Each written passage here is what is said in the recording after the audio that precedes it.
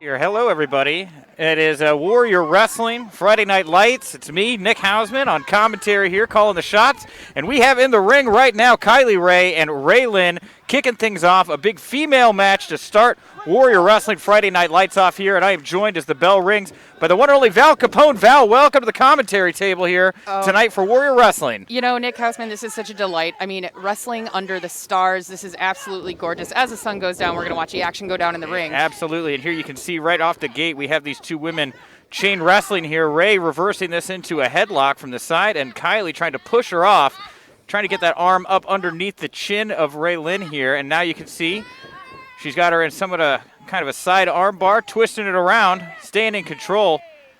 And the fans here, very respectful. Look at Ray rolling through. Up and over. Kylie Rae not sure what to make of this one here, and she's down. Now, Val, you know, I know that you're very familiar with both of these women here. For the fans out there, obviously a lot of them very familiar in Chicago with Smiley Kylie Rae. Tell me a little bit about this Ray Lyn that she's got in the ring right now. Well, I mean, she has been here at Warrior a few times now. She actually, I believe, was Kylie's teammate in the Women's War of Attrition. Yep, originally. Yep. Yeah, at Warrior 8. But she hails from Indio, California. She is a spitfire in the ring. But I'll tell you this much. I'm so excited for this opening match because the two of them probably have more fun in wrestling than anyone. Absolutely, yeah. I mean, just so much spirit there and enthusiasm. You can see Ray taking control here on the mat.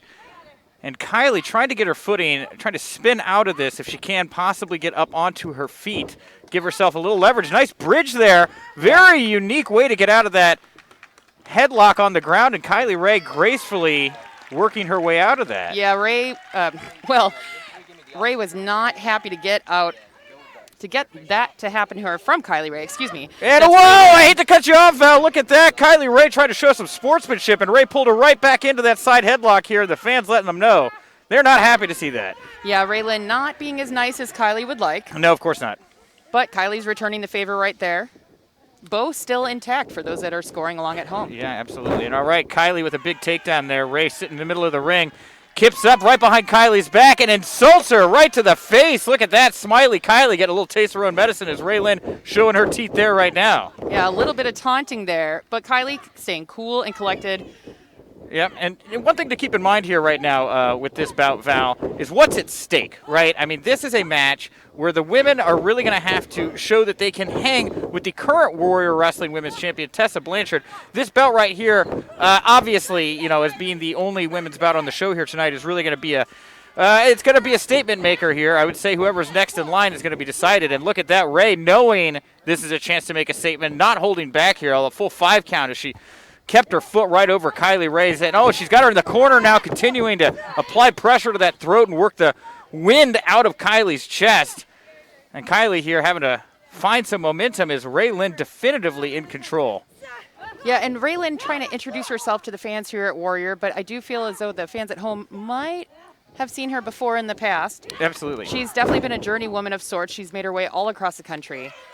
And there she is looking for a little bit of love, but Kylie, again, Chicago's favorite daughter. Yes, Kylie here is the one that the fans are going to want to see. And Ray now really wrenching it in, making the audience watch their fan favorite get tortured here as Ray Lyn stretching that arm way high into the sky, pulling the other arm behind Kylie's back. A lot of pressure being applied across the back of Kylie Rae here. And, man, you know, you can see it in Kylie fighting through here right now, wanting that title opportunity against Tessa Blanchard, the first and only Warrior Wrestling Women's Champion. Of course, Brian Cage was the original men's Warrior Wrestling Champion, but he had to drop the title due to injury. And I'm sure that's not something that, you know, Tessa Blanchard, she's not going to want to have to just give this title away. She's got to be a defending champion here. She's going to have to step up against one of these two women is what I'm going to have to believe. And a defending champion, she definitely is. She held the title last Warrior show that we had on Warrior 8, and that was also a war of attrition, which is how the men's title was decided from the very get-go. So both of our, you know, Warrior champions, now we currently have Brian Pillman Jr. as our Warrior champion, which we'll see him later on tonight against Robert Ego Anthony and, unfortunately, Frank the Clown. I hate to cut you off here, Val, but it looks like these two women playing a game of pirate swashbucklery, and Kylie going up to the top rope, a high-risk maneuver here, grabs her, pulls her through. Ray Lyn able to evade, and now Kylie going for a quick pinfall attempt, kick out there too, and a follow-up by Ray right out of the corner with a huge drop kick. And she's taking it in here, Val. I mean, this is not the attitude you need when you're up against a competitor like Kylie Rae. When you find that kind of offense, when you find that kind of momentum, you're going to want to have to stay on Kylie Rae. You can't take the time to gloat and try to play to the crowd like that. Yeah, she definitely skipped a beat there. She could have put some hurt on Kylie, as Kylie was not so smiley in that very moment. But Kylie looks to be regaining her grounding, Nick. Yeah, and one thing I want to put, here we go, is Kylie's fighting out of this right now. Big blows right in the middle of the ring, and whoa, Ray Lyn catching Kylie Rae out of nowhere with that low kick, dropping her to the mat. And Ray Lyn with the big double knees over to the chest, grabs her for the pinfall, very close. And Kylie Rae yet once again able to kick out. Ray Lyn immediately going for the follow-up cover. That was only a 1 count there, it looked like, that Ray Lyn was able to get on Kylie. Kylie Rae definitely has a fight right here. 2? Okay, I guess it was a 2, says referee Nate. Well, referee Nate Speakman is rarely wrong. Yeah, and Ray got Kylie Rae down in the corner. And you notice with Nate here, something I think we should note is we've got Nate here in gloves. He's got a mask. As you can see, all the fans here in attendance at Warrior Wrestling tonight wearing masks. You can see all the family, the pockets of people, spaced at least 6 feet apart. It was bring your own food, bring your own drinks. Very safe environment here. Ray Lyn lays the leather in the corner right across Kylie's face. And actually, each and every one of those cones that you see on the field tonight, folks, those are spaced out over 15 feet away, so that each family, each grouping that you feel safe, that you've quarantined with, that you've been around, that you feel safe and comfortable celebrating Warrior Wrestling's return. And Val, wait 1 second. I'm sorry. Ray looks to be trying to put away Kylie Rae right now as she is headed to the top rope. Now, again, Ray Lyn, very much a daredevil, and Kylie looking to stop her. Now the two women in the corner with Ray Lyn out on her feet on that second turnbuckle, dangled across the top turnbuckle. Kylie laying in the knuckles right now, giving that mean stare to Nate. Ref Nate, that's not a look you usually see from Kylie. What's she trying for? Superplex here. Ray Lyn fighting out. Kylie throwing the big forearms across the back. And it looks like these women may fly here if Kylie has her way. There they are. Huge risk here for Kylie Rae. And there the women go! Oh, but the reward with that huge risk. You think about a guy like Brian Cage, the mass that he has when he falls to the mat like that, so much easier for him to take a fall and distribute his weight. You look at Ray Lyn right there. You know, she's so slender. I worry about when she comes off that top rope like that. So easy to, sever the spine, hurt a vertebrae, something like that. I gotta say, I don't worry about these two women. They are 100% consummate professionals, and they are both very, very strong athletes, wonderful performers. Wow. Takes a second because you know what? This is a different environment than they're used to. Sure. So it's going to take a little bit of adjustment as we're seeing. Yeah. But, here. They're both slowly coming back to their feet. Yes, and as they get to their feet here, Ray Lyn fired off into the corner. Kylie able to get her foot up there, grabbed her right underneath the chin. Ray Lyn now out on her feet, tried to make a move there into the corner, and Kylie was able to duck it. She's feeling her own right now. Big lariat right there, putting Ray Lyn to the ground, and Ray Lyn tried to get to those ropes, and Kylie is not letting go. I mean, I hate to use the old colloquialism, but pack of dogs on a three-legged cat, and Kylie Rae has not stopped. Took her to the mat, big kick, super kick right to the side of the face. This could be all she wrote, too. Oh, so close, Val, so close. There's that strength that Ray Lyn is displaying. She is not going to be taken out easy by Kylie Rae. And with that, hey, as Kylie is trying to get her composure and figure out what next to do, I want to let everybody know we do have a huge card here tonight. I brought up Brian Cage earlier. In our main event tonight, we're going to see Brian Cage taking on Jeff Cobb. Also, we're going to have our Warrior Wrestling title defense. Brian Pillman's first defense against Robert Ego Anthony with Frank the Clown in his corner. Joey Janela's in the house against Jake Something and a whole lot more. But back to the action here. These two women, one of them's got to make a move. One of them's got to get ahead. They're just leaning on each other, head to head, neck to neck, the middle of the ring, like a carousel, spinning in circles. What are these two women doing? Kylie Rae works it into a Russian leg sweep. Down and now to the crossface on Ray Lyn, dead center of the ring. Ray Lyn able to spin her over, right over into that pinfall attempt. Ref Nate only got a 1 count there. Ray Lyn with a big high kick. Kylie Rae falling like a sack of potatoes. Very close to the ropes goes Ray Lyn for the pin, and Kylie able to kick out. Man, that was a very impressive action we saw there. Yeah, I'm quite literally sitting on the edge of my seat after that series right there. Yeah. And just take in that beautiful view here as both these women wrestling against a gorgeous Chicago sunset. You'd have to think the energy right now for Kylie Rae, who's not seen a lot of action as of late outside of Impact Wrestling.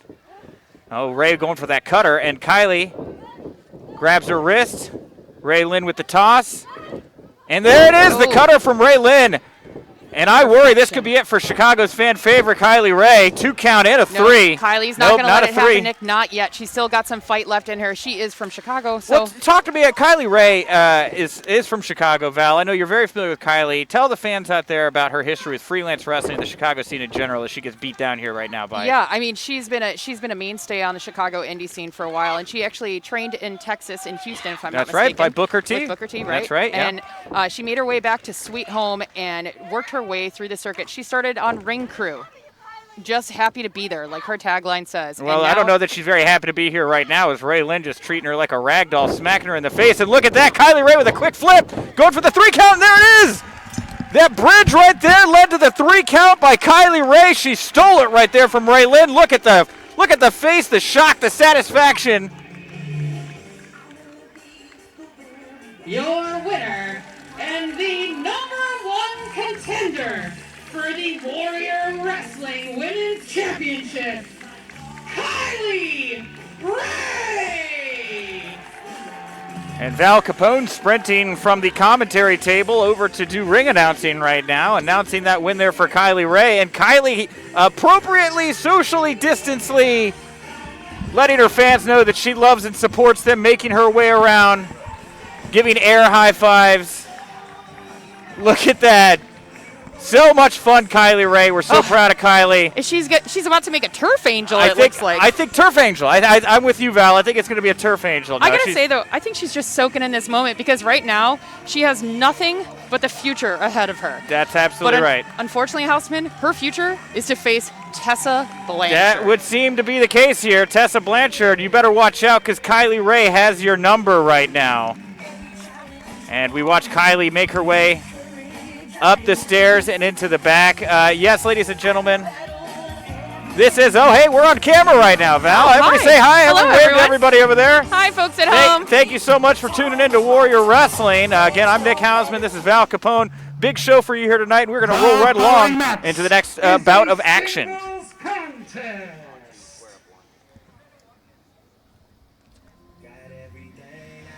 Oh, Nick, I got to say, this entire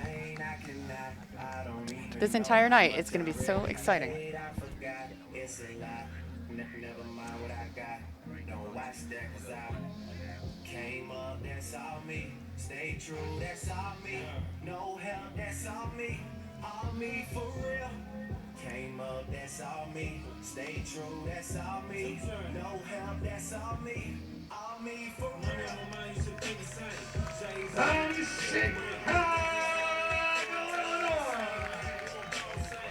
The definition, Isaias Velazquez. The ace of Chicago's pro wrestling scene, Val, Isaias Velazquez. I have seen Isaias pop up recently in MLW. I've seen him recently at Impact Wrestling. I have seen Isaias Velazquez work his way up from the bottom. I remember classic bouts between Isaias and Mustafa Ali over the Freelance Wrestling Championship. I'm expecting big things for Isaias here tonight, Val. You know, I got to say, Isaias Velazquez is the definition, the standard here in Chicago. If you want to see wrestling Chicago style, see Isaias Velazquez. As we await.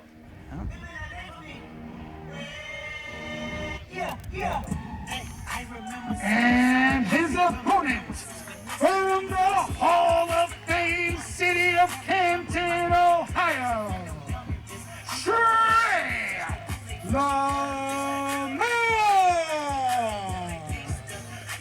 Trey Lamar, Val. I have seen Trey breaking out in GCW, but tell everybody at home a little bit more about this guy that's going to tango with one of Chicago's best here tonight. I am so excited to see this. This is a first-time meetup of these two, and actually a dream match, if you were to ask me. 100%. And in fact, I believe if you ask both of them, dream match. Now, he does hail from the Hall of Fame city of Canton, Ohio. Trey Lamar is a high flyer, but he can go toe-to-toe with the best of them. Yeah, and you look at these two side by side, Val, the height, the build, These two are just so evenly matched. You know, if you could watch a wrestler wrestle his mirrored reflection, I think it would look something like this, you know? It's almost as though we're watching a contest of doppelgangers right here. It is. Well, these are two future stars in the business, and they are looking to make a statement here tonight, much like many of the members of Warrior Wrestling. And again, if you're liking the show here tonight, find us over on Twitter at Warrior Wrestling, and use the hashtag Friday Night Lights to let everybody know you're enjoying the show. And the fans here starting some claps as they anticipate this action. I think they're as excited for this matchup as we are. And a nice friendly handshake between Trey and Isaias to get it going. And let's see which man can gain the advantage here first. And Isaias quickly getting behind Trey, working him to the mat. And that's what you got to do here, Val. You know, in a match like this with high flyers, you really don't want to let your opponent get the energy moving here, right? You want to be able to keep them grounded. You want to keep them off the top rope. Yeah, absolutely. You want to keep that tight mat play if possible, because as soon as you give a little bit of inch, you're going to see what they're so well known for, and it's right here trying to get people down to the mat right now. Yeah, there it is, and look, back and forth. Trey threw an Isaias to the mat. Isaias getting thrown to the mat. Up and over goes Trey over Isaias and calling Isaias in. Isaias took the bait, now throat first across that second rope. Trey with a huge kick right over the back. Whirly-doos. Isaias back into the middle with a big double drop kick to the back of the head, and Isaias feeling it right now, right out of the gate. Trey Lamar making that look easy, Val. Yeah, I mean, he's it's just right here, staying safe on that apron. But boom! Oh, Isaias. no! Wow! That is a nice way to break a windpipe. And Isaias here getting some momentum, and we're going to see it. A suicide dive to the outside, taking down Trey. Taking him down to the turf. Down to the exactly. Yeah, this is turf warfare here tonight. You know? Isaias here throwing Trey back into the ring. And you know what? This is the kind of great action that you're going to see here at Warrior Wrestling, because every athlete, just like Trey here, suicide dive for suicide dive, taking Isaias down. Just trading blows, trading dives. Yeah, you know, every athlete here is looking to make that impression. They want to stand out. They want to show management here at Warrior Wrestling that I belong in that world title match. Not Robert, Ego, Anthony, and Frank the Clown. I mean, Brian Pillman Jr., a thoroughbred. He deserves top competition. Absolutely. And look at Trey Lamar here showing him what top competition is. Oh. Off the top, big cross body, going for that pinfall wisely here, trying to put this thing away early. And Isaias Velazquez able to kick out. Yeah, Isaias isn't having it. He needs a second to regain his composure, but I think Trey still has more up his sleeve. Yeah, well, and Trey Lamar fixing his knee pads there, maybe looking to throw some knees here pretty soon. Isaias able to catch that foot that Trey was throwing into a backslide cover. Only a 2 count there, and a huge kick right to the side of the head. That's like getting kicked in the face by a horse. Yeah, absolutely. But it also gives Isaias a second to catch his breath as well. Yeah, and you know, with these two here, you know, you start to think, quick 2 count there from Isaias, anything to get a win. You know, you start to think with these guys right here, this high-flying, cruiserweight, luchador type style that these guys have.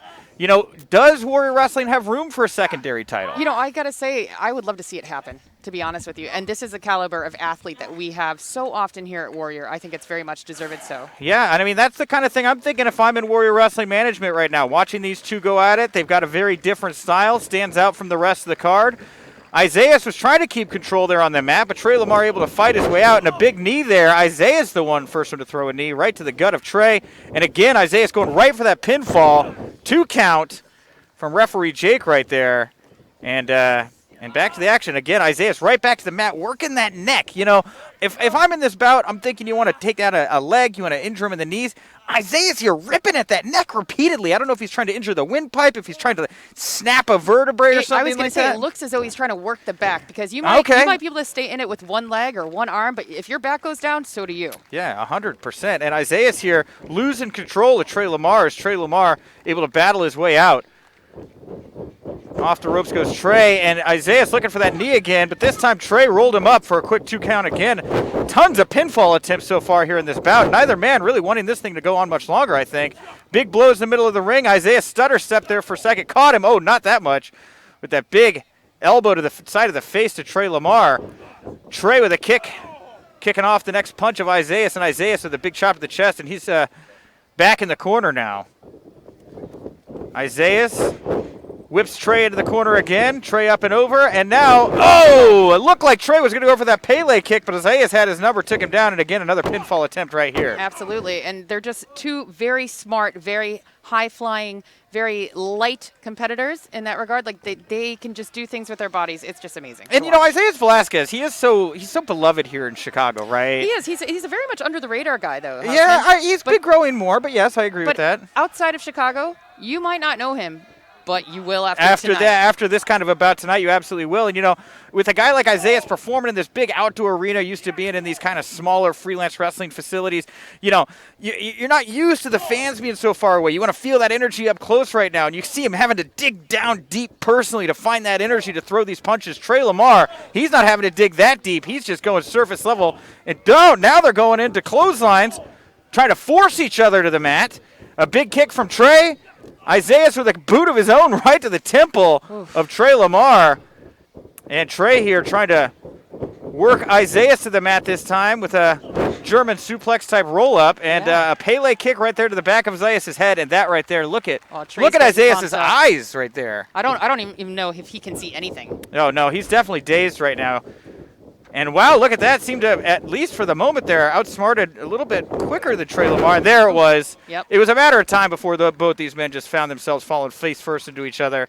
And now each of them having to figure out what is the next move that I'm going to make here. You know, and it's not just the title matches. It's not just Jeff Cobb and Brian Cage we got coming up here. We got this crazy match coming up here later tonight, Val Capone, called the Spartan Stadium Stampede Scramble. This thing has 8, 9, 10 different wrestlers in it. Matt Nix, Dan the Dad, Beastman, Elayna Black, Corn Belt Cowboy. What the heck is a Nacho Clown? I can't wait to find out. I bet he's related to Frank the Clown. Oh, geez. Well, then maybe I don't want to find out. Yeah, well, anyway, that's going to be a wild, wacky time here we got later going on. And I should say brutal as well, as there's a lot you can use in here. But Trey Lamar from the outside looking to go in. Big flying elbow drop right across the face of Isaias Velazquez. Isaias looking a little bit dazed here, Houseman. Yeah, he is, you know, and Isaias is really not used to taking this kind of punishment. Again, like, he's a big dog around here. And look at that. Trey was looking to go for a side suplex. Isaias able to get out of it. A big knee there from Trey right to the side of the head again for Isaias. And a huge double stomp right in the middle of the ring. Trey's got to get on top of him right now. So powerful. Yeah, and here we go.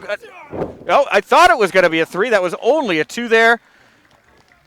And there's a reason why Isaias Velazquez is the 2-time champion of freelance wrestling. He is absolutely a workhorse. Yeah, 100%. He does not give up. You know, like we were saying earlier, he might be an under-the-radar guy, but he's definitely a go-to guy. Yeah, he is. He is somebody that has worked so well with so many performers, helped sharpen the blades of so many talents in the Chicago area. Absolutely. And with so much in-ring time, he knew exactly how to get out of that move there from Trey through a nice knife chop right across the chest. And Trey here trying to get control. Wow, spinning neck breaker right just near center of the ring. And Trey looking for that 3 count. A little cocky with that pin. Yeah, almost a little bit. Could have hooked that leg a little bit tighter. I mean, just rolling up on top. Oh, right brutal. there. Unnecessary from That's Trey almost Lamar. unfair. I feel like we got to talk to Warrior Wrestling Management. I don't know that you should be allowed to straight kick a man in the back of the head like that. And Trey Lamar here trying to take advantage of that now. Now, this guy's capable of anything off the top rope. Yeah, he absolutely is. But he's also taking a little bit of time. And here we go, Val. Wait 1 second. What does Trey have? Oh, look at that. Frog splash styled elbow drop right across the sternum of Isaias. And Isaias on the run now. I thought he was going to go all the way out. A little close to the rings there. A little close to the ropes there, I should say. Foot on the rope. Very, very, very good work by Isaias Velazquez, knowing exactly where he was in the ring. Yeah, ring awareness is a very big thing, Val. You know, especially the more time you spend in the ring, the more you know where you're at. And that's something true for Isaias. And look at Trey Lamar here. Really digging deep to figure out what he's going to have to do to put away Isaias Velazquez. And Isaias Velazquez here crawling up. Trey Lamar just letting him do it. Isaias in that corner, and I can see Trey charging like a bull. Isaias saw it coming. Knee to the face from Isaias to Trey. Trying to get a little bit of space between the two, but here you go, another knee right to the face. Absolutely right there. And look at that. Oh, looks like a cutter. Oh, wow. And he just grabbed him and drilled the back of his head right into the mat. Isaias with another reverse kick. And look, I've never seen a man fall like that. Trey Lamar Oh, I thought that was it, Val. Yeah, it was so close. I mean, just the temerity of a guy like Trey Lamar to not give up and be able to get out of that. And look at that, Isaias Velazquez with his own top rope. Double foot stomp right to the chest. That's got to be all she wrote. Oh, so close, Trey Lamar. Trey does not want this match to end. So close, man, and you feel, it's not boiling hot out here right now, but there's humidity in the air right now. Absolutely, Val. it's a Chicago August Friday night. It is a Friday night. A light mist in the air, right? You see what I did there? Friday night light mist. Very beautiful. Yeah, nice wonderful. work. I know, You're such a wordsmith. Thank you very much. Yes. No, but I mean, wrestling in that kind of humidity right there. Yeah, you like that? Yeah, wrestling in that kind of humidity there. It takes out another good pinfall attempt there from Trey. And kicks front. That looked like it could have been a little low there from Isaias. Well, sometimes you got to do what you got to do to get the job done. Isaias strung together 5 or 6 kicks right there. A double underhook pile driver to Trey Lamar right in the middle of the ring. And that is it. Look at that. The Chicago ace, Isaias Velazquez.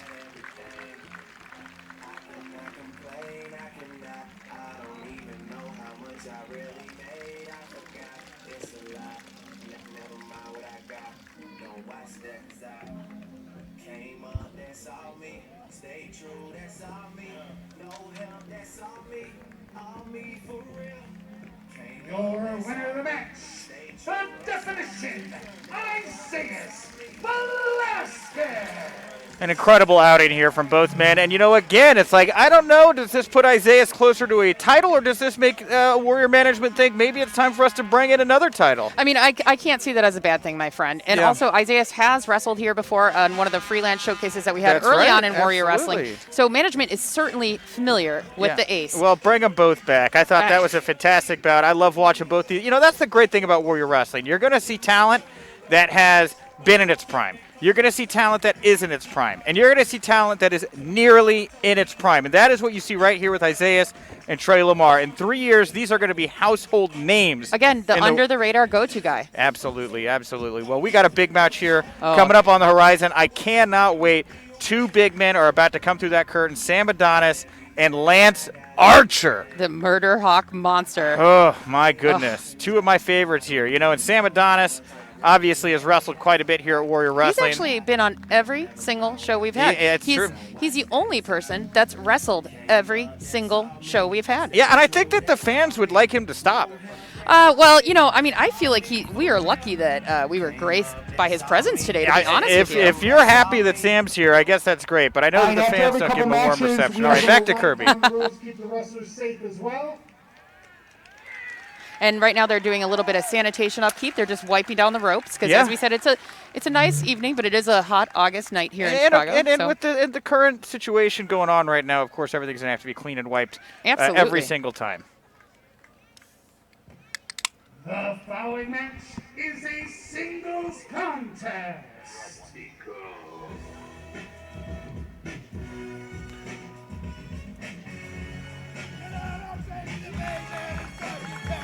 Once again, 7 hours in Chicago, my town, my city. Now residing in Mexico City, Mexico. Everybody knows it. My city. Look at this guy. Flashy Jack. You like this guy, Mel?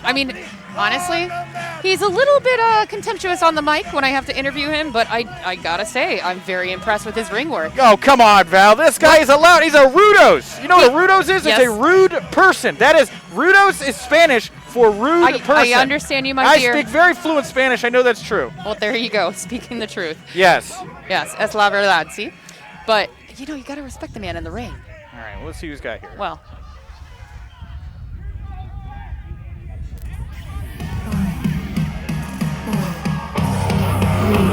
And his opponents.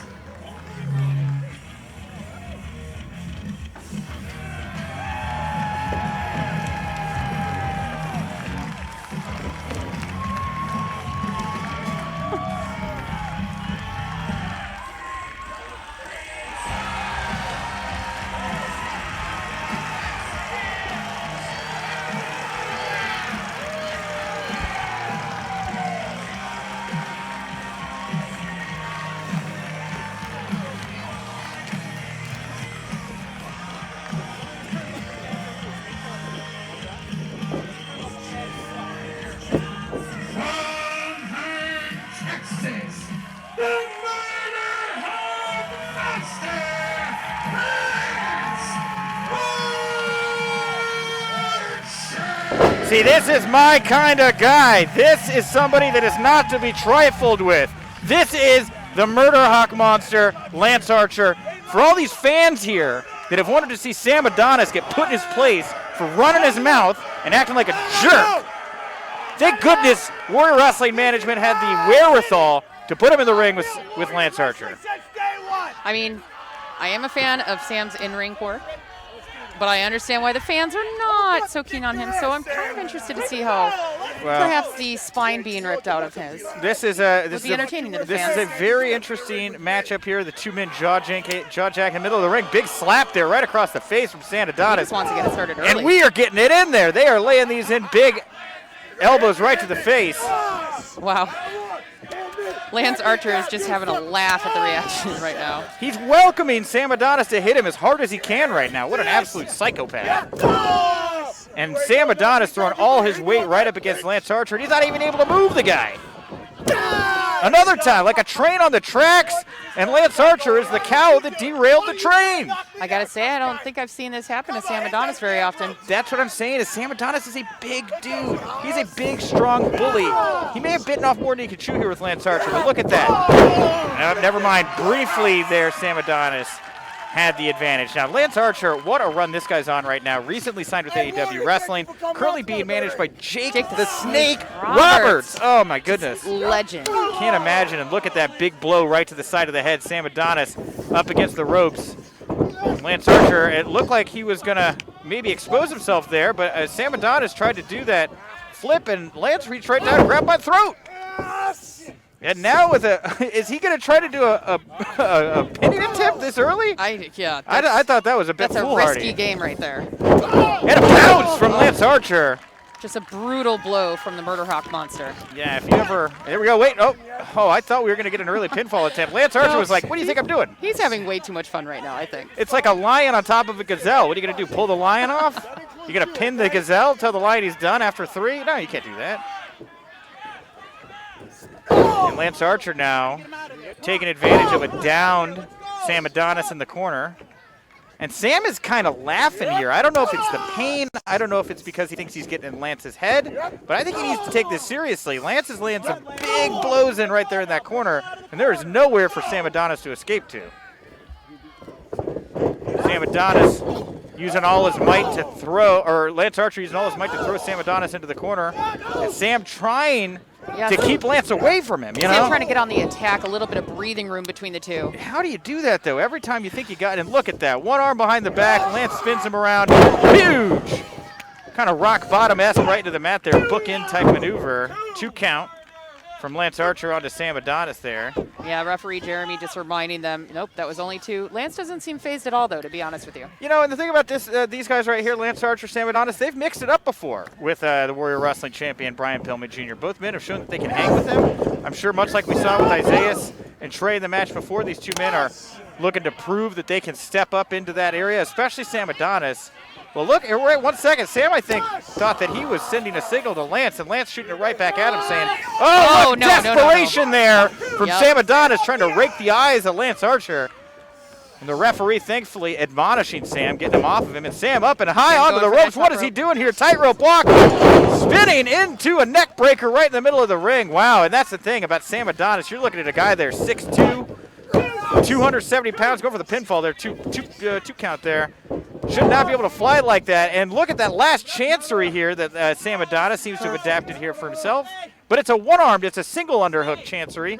It's not a double underhook, which is popularized, of course, by Warrior Wrestling performer Austin Aries. Actually, I don't know if from this angle it looks like. Hard to see. Yeah, from this angle it looks like Sam might have hooked the other arm, but Lance is doing a really fine job of keeping him off. Yeah, he's trying to get as close as he can towards that ring rope, but nope, right there, Sam had to break that hold. Yeah, he was almost forced to. I mean, it takes a lot of it takes a lot out of you. You get very exhausted when you have to hold a move in like that. I mean, it's hard. Oh, here we go. 1 second. Are we going to see the murder bomb here? Oh no! Wow. So close. Wait, was that a chokeslam suplex that Lance Archer just pulled out right there? You know, the day ends in Y, so why not? I've seen a lot of chokeslams in my day. I've never seen a chokeslam suplex. That one's new for me. And Lance Archer on the warpath here, and I feel like we're going to watch him swim laps. And we're going to use Sam Adonis as the other end of the pool here for a while. I mean, I would just do that. Yeah, just keep it up. Actually, I was enjoying that quite a bit there. Why did he stop? Well, Lance Archer here, I guess. Taking a moment to reflect on the beautiful crowd. Oh, and Sam Adonis took advantage of that. Managed to get the boot up. Yes! And down. Lance Archer goes to Sam Adonis with that short arm clothesline. Man, these guys are just so big. Yeah, I was going to say these two giants just needed to take a breather on the mat right now. So big, yeah. I mean, both man. I mean, you think about, because every human skeleton is about the same size, right? Proportionally. It's the extra weight. It's the meat. Yes.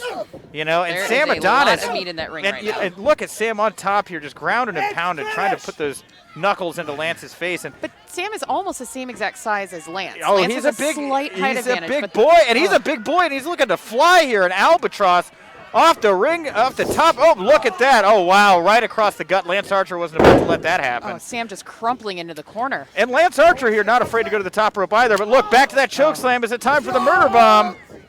Big choke slam. And there. Oh, wow. Not quite. Sam Adonis.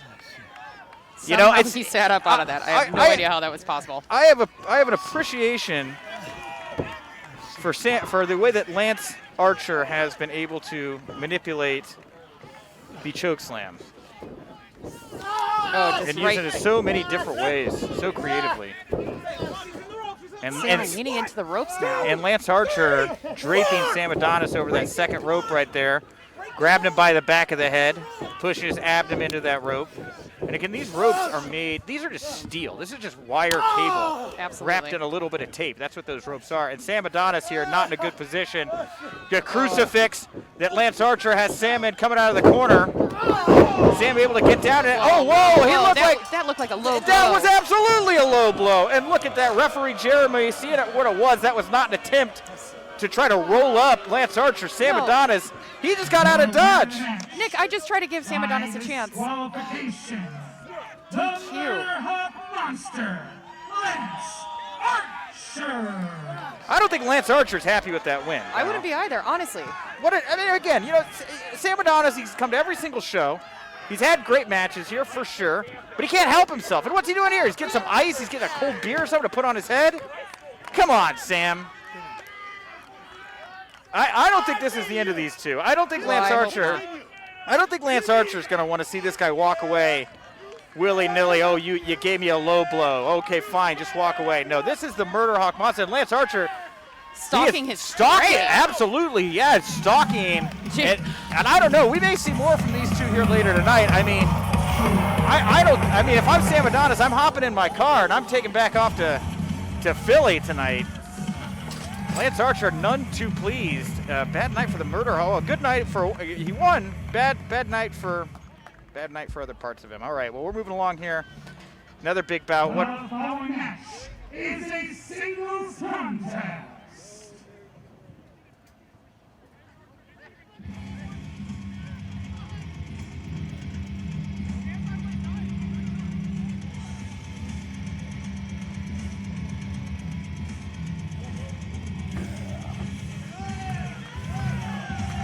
Introducing first.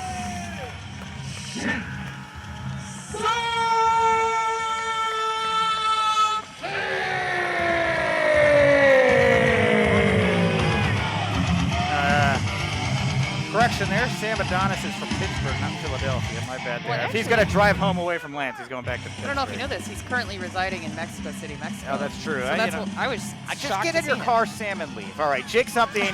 What an original name, Jake Something. You know, and it's not a very original name, but what an original athlete, Val. Jake Something has got everybody buzzing. I gotta say the fans love him. Every single show I've ever seen him on, he's all over the Midwest. He's cousin Jake. He is cousin Jake in Impact Wrestling. Yes, absolutely. Seen him many a time right here in Chicago at AAW Wrestling. Yep. AAW rather. And he'll just say, "What's my name?" The whole crowd knows, and they'll be sure to tell you. His opponent.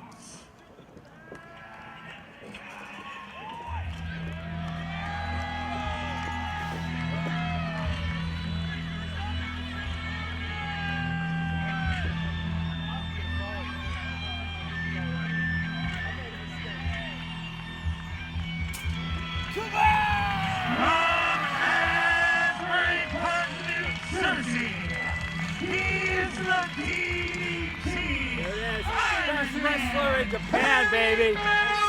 Champion, the big boy, Joey Janela!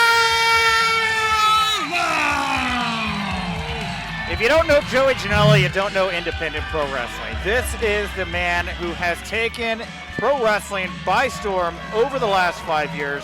Joey Janela's spring break, he and GCW set the tone every year, deliver. This guy has made talent like a toy maker makes toys. I mean, this guy, everybody who works with him gets to turn into a bit of gold here, and I think Jake Something is looking for that kind of a rub here tonight as well. He wants to show he can hang with Joey Janela, because of course Jake Something right now trying to make a bit of his name for himself in GCW as well. Well, I'll tell you, there's no better way to get the attention of GCW management. There is no better way to show that you belong in that main event, in the main event here at Warrior Wrestling, or anywhere else, than by picking up a victory over the bad boy Joey Janela. I am on the edge of my seat for this one. I am so excited. As soon as this match got announced, I was just squealing with delight, because Jake Something versus Joey Janela, this is, to me, a dream match. It's a dream match. Friday Night Lights is 100% dream matches across the board. The referee should check Jake's beard. It seems like a place he could hide, weaponry, brass knuckles or something. And look at Joey Janela here, getting his stretches on it. Joey looking to be in the best shape of his career here now. Yeah, Joey's been killing it on AEW. Correct, He's been tagging a lot with Sonny Kiss lately. Yeah, him and Sonny Kiss. And now we see Joey calling out Jake, saying, let's get this thing on. And Joey here trying to take rear control, and Jake Something able to spin out of it. And it looks like he's biting on Joey's thumb there a little bit. I could have been mistaken. No, he's just pulling it in close to his face. I don't think he's biting it. For all the styles of wrestling that Joey is known for, he can certainly tolerate the pain. So. Oh, yeah. Well, Joey's a maniac, absolutely. Just a little bit. He's definitely the bad boy. Pain is not what I worry about. It is the imposing physical nature of Jake Something, because you can take the pain, but if you get tied up in a pretzel and you get those shoulders pressed to the mat, you're not going to be able to get out. And that's what a guy like Jake Something's got. He brings that immense physical presence in the ring. Look at Joey Janela having to fight to get to that ring rope right there, and he goes all the way through. Where's the referee breaking up this hold here right now? Joey just weaving himself through the ropes. Yeah, very much so. He's making himself like a wicker basket or something. And look at that. I'm surprised Joey took a second there to take it in. Jake Something not having it. Again, Joey needs to take this seriously. Jake Something has, no pun intended, something to prove in this bout. Then again, I feel like Joey is the most focused when he seems that he's not. He kind of keeps his opponents on edge with that. Yeah, and that's the thing. He's a bad boy. He's a fun. He's a playboy, whatever. You know what? He's got to take this guy seriously. I was looking at Jake Something standing next to Brian Cage backstage. Similar. There it was. There you go. What's my name? I got to say, there's a bunch of little kids directly in front of the commentator's table, and they were jumping up and down with joy right here, right now, Houseman. And what Joey's calling for one more thing here. He wants this audience to get behind him. Jake Something inviting Joey to come at him, I guess. Oh. Huge shoulder block from Joey, not even able to really move Jake Something. Yeah, and Joey's been kind of rotating his shoulder cuffs. That's not, and that's a little early in the bout for that. I understand a little physical. He was actually kind of doing it before the match too, and I'm kind of a warm up. Yeah, well, it could be that he's injured his shoulder. It could be that he's trying to put out a red herring there right now. He's trying to maybe make it look like his shoulder's hurting. Maybe it's his knee that's hurting right now, and he's trying to deflect attention away from that. Look at how many times he's trying to break through the wall that is Jake Something, and Jake Something is barely moving even an inch. Jake was able to get that knee up there right as Joey came at him, and a huge punch right to the side of the head sends Joey Janela to the outside. And Joey now walking around on the turf, able to get back up into the ring. Let's see what he's got planned from Jake. Yeah, right there. Big shoulder right to the gut of Jake Something as Joey Janela flips himself back into the ring underneath a big lariat from Jake Something. Jake Something got a piece of him there. Yeah, just a giant collision there. I think that's what you call like a belly shot. Like if you pink belly somebody in the face with your belly button. It's something I never want to experience ever when it's somebody the size of Jake Something is dishing it out. And I'm surprised to see Jake here for as intense as he's been, as he's focused he's been here. He needs to knock it away from himself and think that he's got Joey Janela where he wants him. I mean, sure, he's got him up in the corner right now. He's driving that forearm right up underneath the nose and the chin of Joey Janela, really trying to make a statement. But Joey, like you said, he doesn't feel pain. Once this guy gets his bearings back around him, he becomes just as deadly and lethal as he was before. I think he actually feeds off the pain, to be honest with you. And look at this. Jake Something draping Joey Janela's throat across that second rope. driving his huge, massive thighs into the back of his head. And Joey Janela right now getting tossed around, able to catch himself against the ropes. Tells Jake to come at him, and Jake is now the one on the outside of the ring. Joey with a big punch knocks him off. And what is the bad boy thinking of doing here right now? Oh, it's got to be good coming from the bad boy. Is the bad boy about to become a fly boy? Big suicide dive, Jake something. Oh, and Joey, touchdown! Touchdown! Perfect placement on the 50-yard line. Oh. Something tells me Joey didn't play football in high school. I don't know. All right, Joey, wow, look at that. Sinton off the ring apron. And the fans in attendance going wild here. Look at all of those awesome fans we have. By the way, this is the most attended pro wrestling event in 6 months. We have more than 500 fans appropriately spaced out here today. Yeah. And Joey he's got a big risk going on here. Top rope to the outside. Manages to catch Jake something with the flying elbow right off the side of the head. And you see referee Nate checking on Joey there, making sure that arm that he's been moving around this whole match isn't injured. Jake something covered in turf on his back here.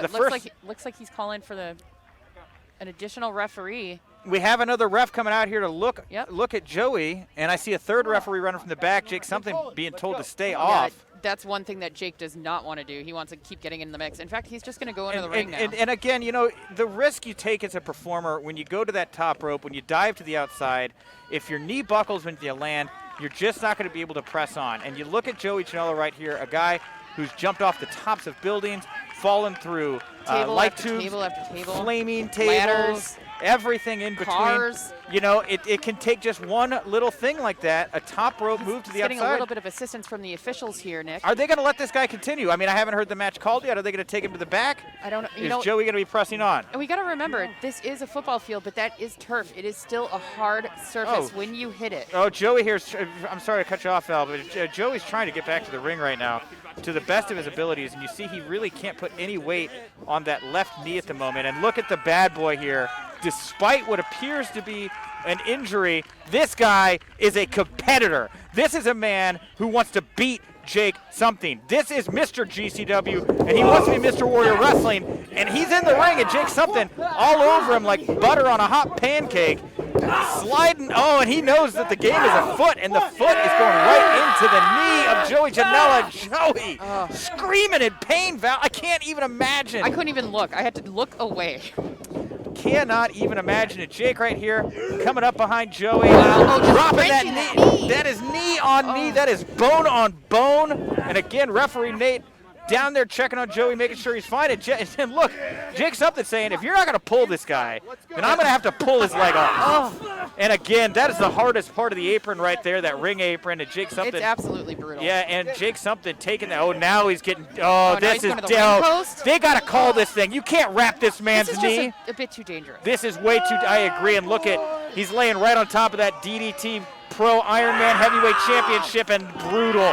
Jake something not even holding back, using every ounce of that size, that vicious nature of his, inflicting that pain on Joey Janela in the corner. And Joey is just got to be seething, looking through red right now as he just grabs that knee, and Jake something again continuing to pile on. Oh, Joey was thrown into the ropes. He couldn't even make it. His knee went out right underneath him. Straight down to the mat. Oh, look at that, a one-legged man. Joey just trying to keep him off, kicking with his right leg from the ground position. And as we, Joey barely to his feet. Jake something with a huge clubbering punch right there. This could be it. Stay down, Joey. 2 count. Oh. Joey fighting through. That is the resilience. That's resilience. Yeah, Joey is not going to stay down, Nick. Yeah, he is trying his best not to. But again, you can just see in Joey's face right now all those nerves, all those tendons in his knee, popping, cracking, snapping, whatever he's having to deal with right now. Jake something using, again, that size, that power, that intimidating nature. Joey having a hard time even putting any weight on that knee, but throwing blows right back into the face of Jake something. It really is. It's like a peg leg at this point, how cautious he's been on that knee. But look at Jake something here. Huge side suplex. Drops him right to the mat. And the fans here in attendance. But Joey just wants this. He does not want to stop. The fans here appreciate him. The fans at home appreciate him. And he has so much heart. He just loves professional wrestling. He lives and breathes professional wrestling. And what is Jake doing here? This guy is way too big to think of going to the top rope like this. I mean, he saw what happened to Joey. Joey came up from injury. Is this a really smart move by Jake? We're going to find out. And Joey able to get up to his feet, grab the eyes, bring Jake down, and Jake is now precariously sitting on that top rope. And he looks to be in some pain. Joey's digging deep. He's looking for the energy from the crowd. If there is one guy in pro wrestling who knows how to use the energy of that crowd, it is Joey Janela. He has taken that energy in, and he is now wondering, what do I do with this guy? He's in such prime position for me to take care of him, and is it going to be a superplex? Or is it going to be something more, something different? And Joey slipped! Oh, that knee. That knee just gave out on him. And I can't believe he was able to get, and as soon as he hit the mat, Joey popping up like a jack in the box. Immediately hugging that knee, Joey Janela. And just so you know, we were just given word that the match that's going to be happening next, the match on deck, is that huge, crazy, wild Spartan Stadium Stampede Scramble. That's going to be out of this world. It looks like Joey just might be crazy times. Might be out of this. Absolutely. He's having a hard time even. Oh. And Joey is just in so much pain, and Jake has gotten back to his feet. And Jake himself, newer to the business than Joey, maybe that conditioning playing a factor here. Joey getting thrown up and over, and he couldn't even keep on his feet on that ring apron. And Jake something here smelling blood in the water, grabs Joey, tries to bring him to his feet. Joey able to throw him off with a big elbow back to the side of the head, and Joey now with punches trying to wobble the big man, and he's successful with that. Joey can barely put any weight on that leg, Nick. If Joey is thinking about doing some kind of leapfrog in, how is this Joey Janela is one-legged off the top rope into a basement double drop kick. Joey Janela doing what he can, getting on top of the big man. A 2 count there, and you can't say for lack of trying. Joey Janela giving it everything he's got right now. They say a wounded animal can often be the most dangerous, Val, and that's maybe what we're seeing here from Joey Janela. Joey's just trying to feed off the crowd's energy right now, trying to stay in this match, but he's having a hard time. Even just a small steps on that knee. Yeah, and Jake's brutal. And now the 2 men again on the most dangerous part of the ring, that ring apron there. Very dangerous. Anything can happen here. Big moves, big injuries. The 2 men exchanging blows, not wanting to fall down onto that hard, turfy surface below. And Jake is just absolutely so powerful with those punches. And the fans here in attendance going back and forth. Eat your heart out, Karate Kid. This is where the real battles go. Cobra Kai Gym, more like Cobra Kai football field. And Joey Janela picking up Jake something, and that is a lot of power on one leg again. You can see, whoa! Death Valley driver right there on that ring apron.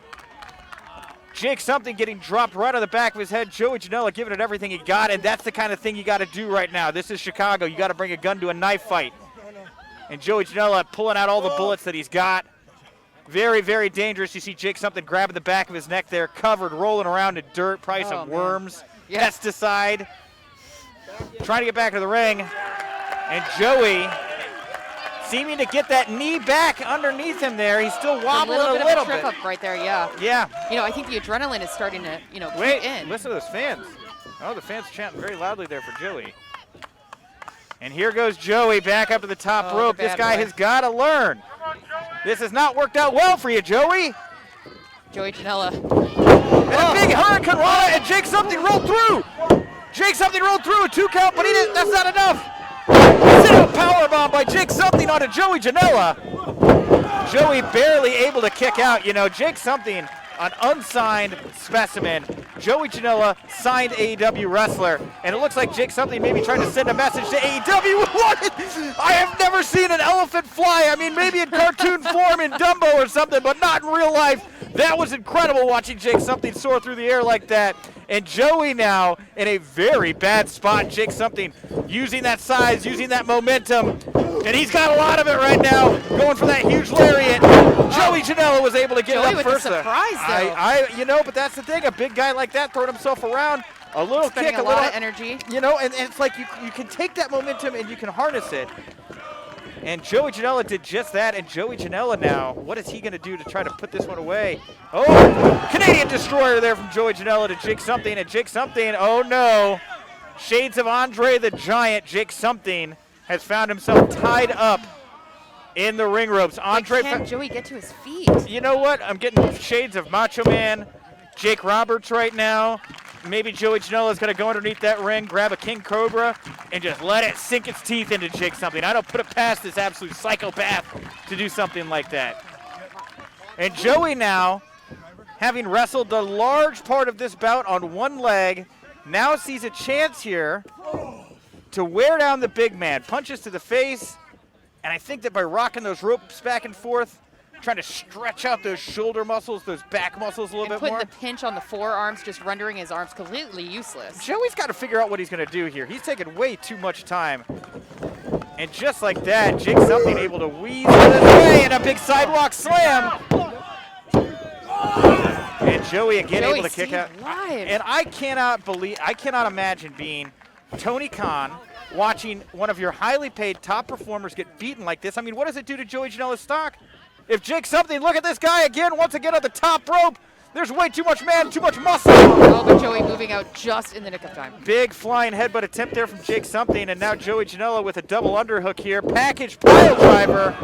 That's something Joey's very famous for, known for. Is that going to be enough? And that was it. Joey Janela pulls out another one.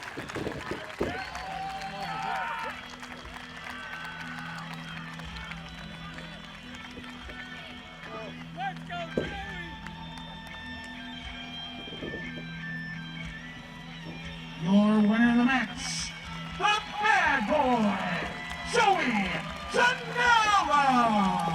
You know, Joey Janela, he makes promotions. He works only with the best. He is now here in Warrior Wrestling. He is now 1-0. He is still the DDT Iron Heavyweight Metal Pro Champion. I think I got that right. Yeah, heavy Metalweight Champion. Yes. DD Pro Iron Heavyweight Metal Championship. Whatever it is, Joey Janela did it once again. He's going back to AEW. He's going back to GCW. This head held high. Who knows what's next here for Joey at Warrior Wrestling? So much great competition, but let's not be looking past Jake something. This guy came out here tonight. He did things I've never seen a man that big do. I mean, I get goosebumps like I'm watching The Undertaker when he shoots over the top rope like that. Absolutely. A huge star in the making there in Jake something, and of course one of the biggest stars in the industry, Joey Janela, walking away title in hand, picking up another victory here tonight at Warrior Wrestling.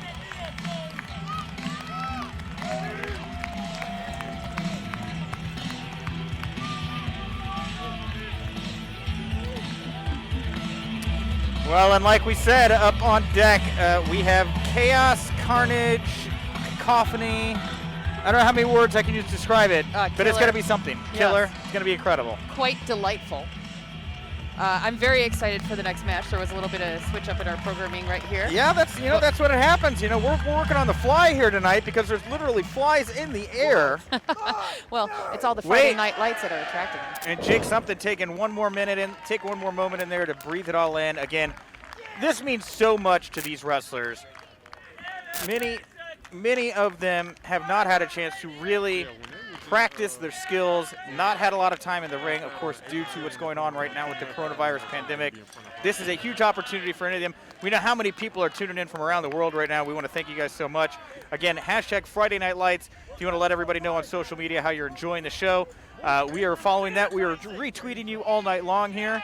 And, you know, again, we have more than 500 people in attendance here tonight, Val. And you know what? It's honestly so spread out and so safe, but the energy is there, Nick Hausman. Oh, it is 100% there, you know, and that is what Warrior Wrestling is known for. You know, Warrior Wrestling, it's a fun, safe, well-produced environment, and that is why Warrior Wrestling gets to bring in talent from every promotion all over the world. We get AEW talent here. We've seen WWE talent here. We've seen Ring of Honor talent, Impact, New Japan. They all come to Warrior Wrestling.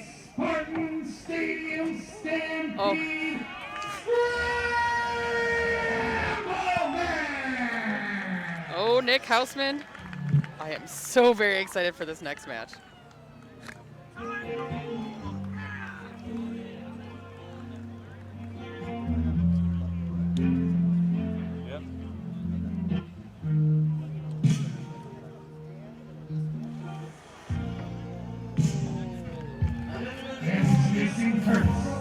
From Chicago, Illinois, marvelous Angeles, Matt Knicks. You know, it's beautiful 76 degrees out here in Chicago Heights, Illinois right now. Warrior Wrestling Friday Night Lights. Marvelous Matt Knicks coming to the ring, and Prince's Purple Rain blasting in the background. You know, it's moments like this is what it's all about, Val. This is truly dreams. That's what it all. It's what Right it in all. front of us. Look at Matt Knicks here. I don't even know what to call this outfit. It's a gorgeous velour. I think he dug up Elvis Presley. I think there may be some grave robbing going on.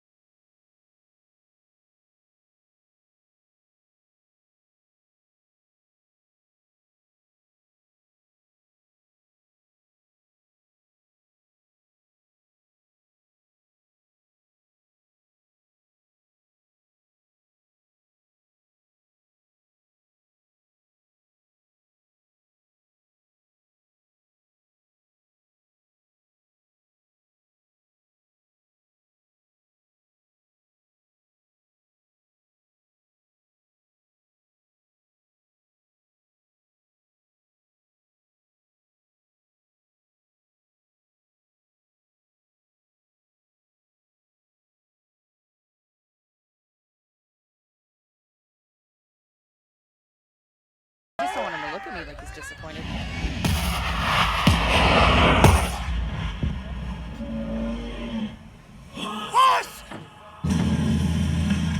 From deepest darkness.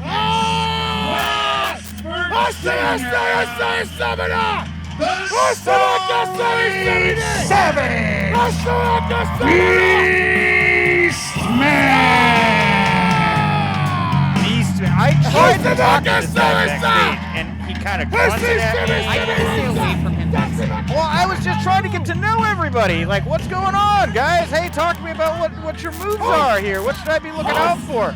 This guy growled at me. This guy just started slamming his big bone on the table. He just boom, boom, boom. I just saw that and I steered clear. I was like, nope, you take the helm, my friend. That is authentic bear fur that he is wearing to the ring here right now. I'm told that he murdered, not killed, murdered the bear, bare hands, and then just, not even with a knife, just ripped the hair and the fur off the bear. It's all a bit intense, my dear. It's terrifying.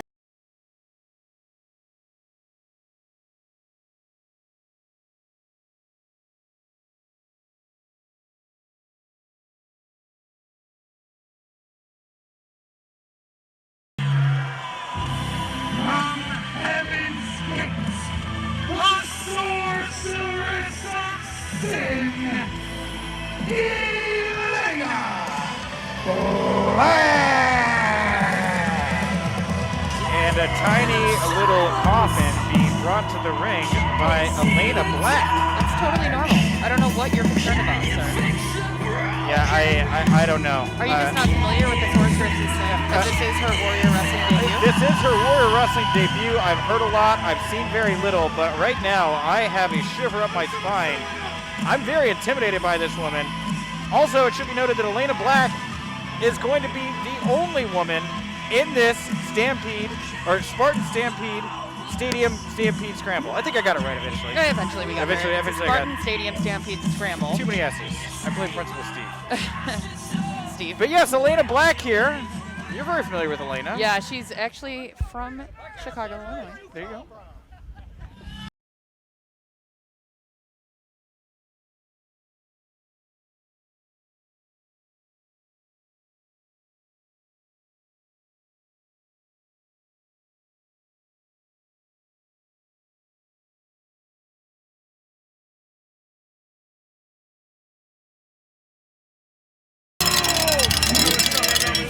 That's it, we're still summing up.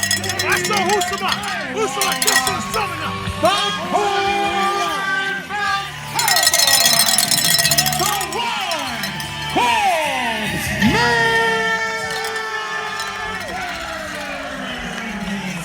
Manders, Corn Belt Cowboy. You know, I thought when I walked in, I was like, wow, I didn't know Stan Hansen was on the card. Not as familiar with the Corn Belt Cowboy here as this is an introduction for me.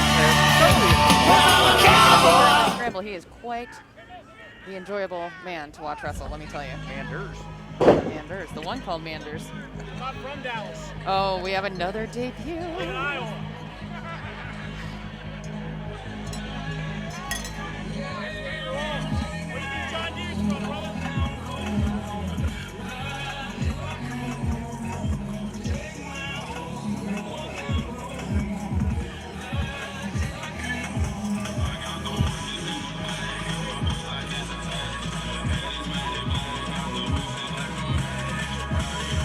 Look at Beastman just chomping at the bit.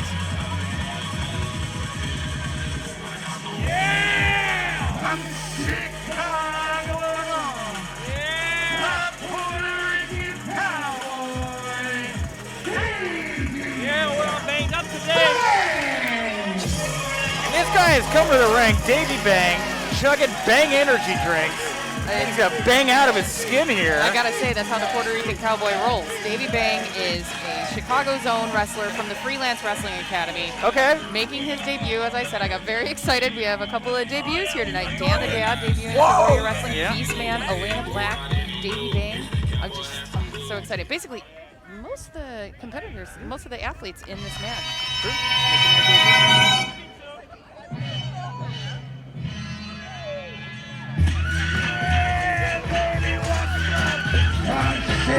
Chicago, Nacho Clown, Cypher, and Gibaldi, the Chicago Sideshow.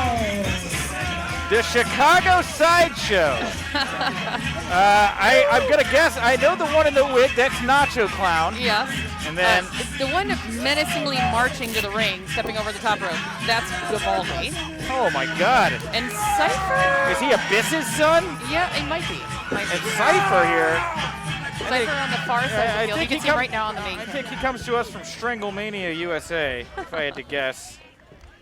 What a motley bunch that is. And your final entrant.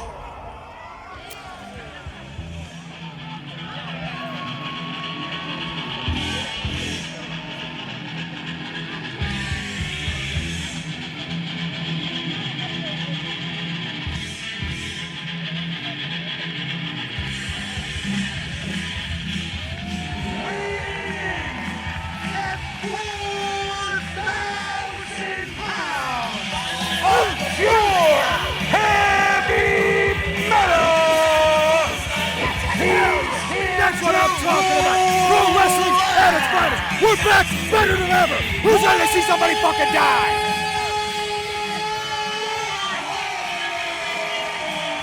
Oh man, it is the man of the hour, too sweet to be sour, Warhorse in the building, head banging, punch slinging. This man hot off of his AEW TNT Championship match against Cody Rhodes this past Wednesday night on AEW Dynamite. And this is it. All the competitors are in the ring. We are going to have ourselves a Spartan Stadium Stampede Scramble. This match cannot be won until someone is pinned or submitted. There are no rules. This thing could go anywhere. This thing could be anything. It's going to start out with Beast versus Horse. Beastman versus Horse, and Warhorse. Oh, getting a nice little nuzzle from Dan the Dad. And everybody here finding their spot. You see Nacho Clown tickling at not yours. Marvelous Matt Nix. Corn Belt Cowboy up on the ring apron. And the referee calling for the bell, and let's get this thing going here. Elayna Black I'm just guessing- sizing up every person in the ring. And we are going to have, this is tag base. She's gonna tell my fortune. How lucky am I? And Marvelous Matt Nix here starting it off with Elayna Black. Come on, tell me my fortune. The Black here. Is she using sorcery? Yeah, well, she is a sorceress of sin. What is that she's placed there at the foot of Marvelous Matt Nix? I'm going to say it's his sealed fate. Oh, okay. All right. If it's not purple, he won't know how to read it. Oh, she gave him the death card. Are you surprised? I am not surprised. The death card from the Tarot deck. And Elayna Black here quickly on the offense, taking Matt Nix to the ground with a lariat. And Elayna Black here now shot into the corner. Matt Nix trying to dive on top of her. Goes face first in the turnbuckle. Elayna Black quickly taking Nix to the ground. And this could be all she wrote. Elayna Black stays on Matt Nix like this. This match may not go on that long. Elayna Black here. Front face. Flip. Taking Nix to the ground. Another pinfall attempt. Another pinfall attempt here. Elayna Black trying to walk away with this one early. She's pinning him to check out that sweet velour jumpsuit. Oh, I'm sure it is, yes. And Matt Nix, oh, that hurts. Trying to punch Elayna Black in the face. She laid on the ground. Went knuckles first in the ring apron instead. Big Hurricane Rana there from Elayna Black. As Matt Nix rolls out of the ring, allowing a new competitor to enter the ring. Warhorse now in the ring with Elayna Black.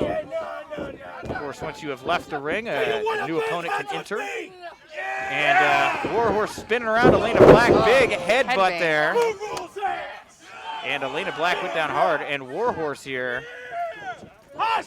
taking his time, enjoying the moment.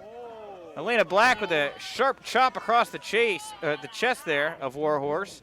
Warhouse shaking it off like a little dirt on his shoulder, and he catches Elayna Black in a flying crossbody to the side here and playing Elayna Black like a guitar. There you go.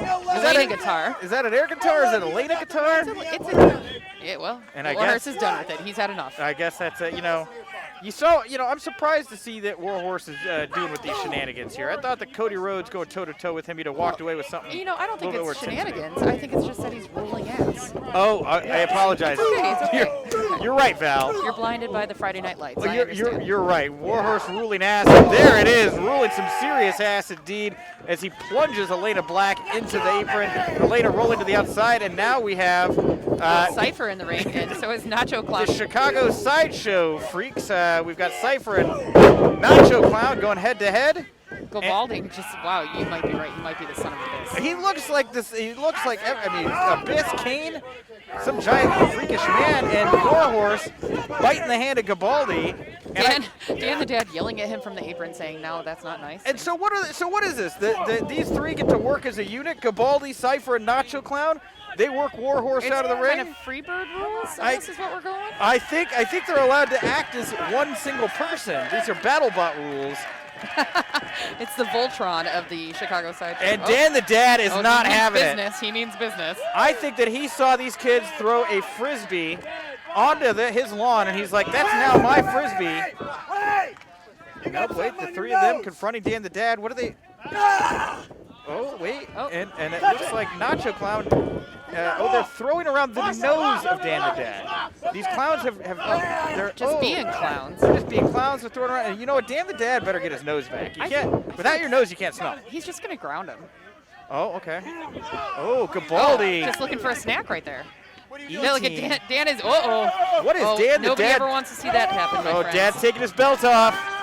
Somebody's in trouble. Dan the Dad is taking his belt off. You guys cannot eat my thumb. You can't eat my nose. Dan the Dad with a big spanking to Nacho Clown and a spanking to Cypher. And now Gibaldi, throat first over the second rope. Dan the Dad. Dan saying, who wants some? He is snapping that belt.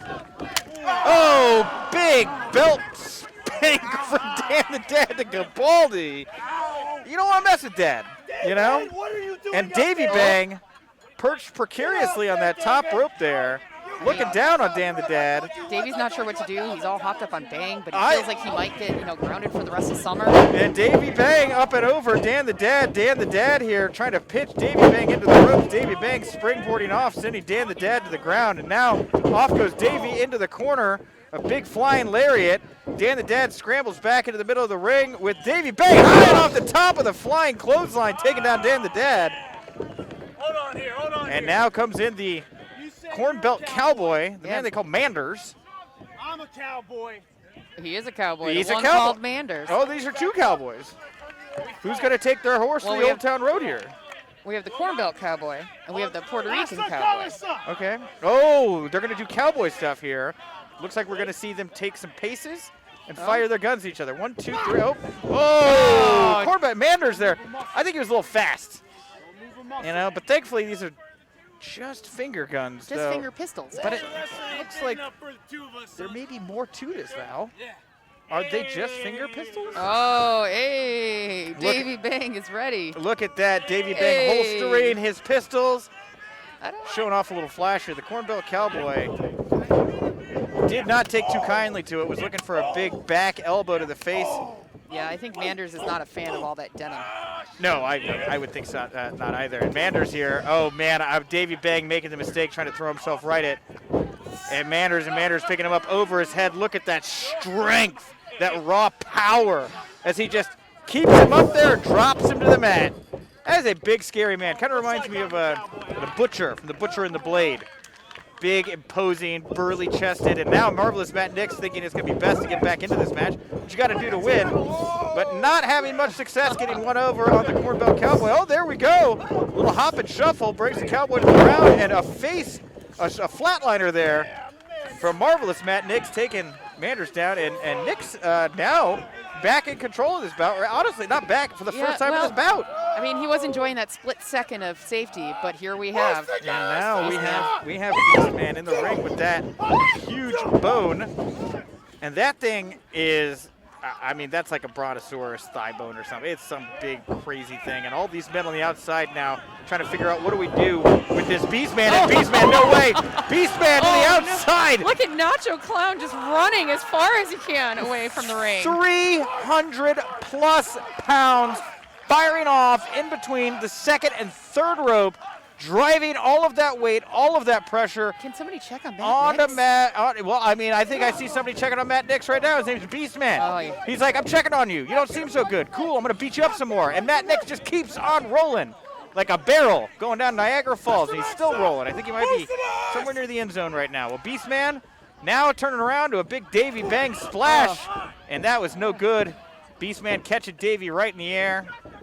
And what is he thinking here? He's just physically manhandling Davey Bang here right now, as he's starting to get surrounded by a series of other wrestlers, and Davey Bang being used as a weapon here by Beastman. It was a battering ram into the rest of the competitors in the ring. It's like a riot shield. A Warhorse getting the latest here from Davey Bang, and Davey getting thrown to the mat here. 2, very, very near 3 count, and we got Gibaldi in here now. This thing is starting to break down. The rules here, undefined. I just know there's got to be a winner, and the referee is kind of just letting this thing go here a little bit. Beastman, Gibaldi, the 2 biggest bucks in this match here, squaring off in the corner, and now we got Gibaldi's friends coming in, trying to stealing the nose? help him out. Do they both have their fingers in his nose? Yeah, I don't think up the snout of Beastman is a place to be. That is gross. That's not what we need right now. All right, these 2 clowns going at Beastman in the corner. Again, I don't think it's fair that these 3 are allowed to work as a unit,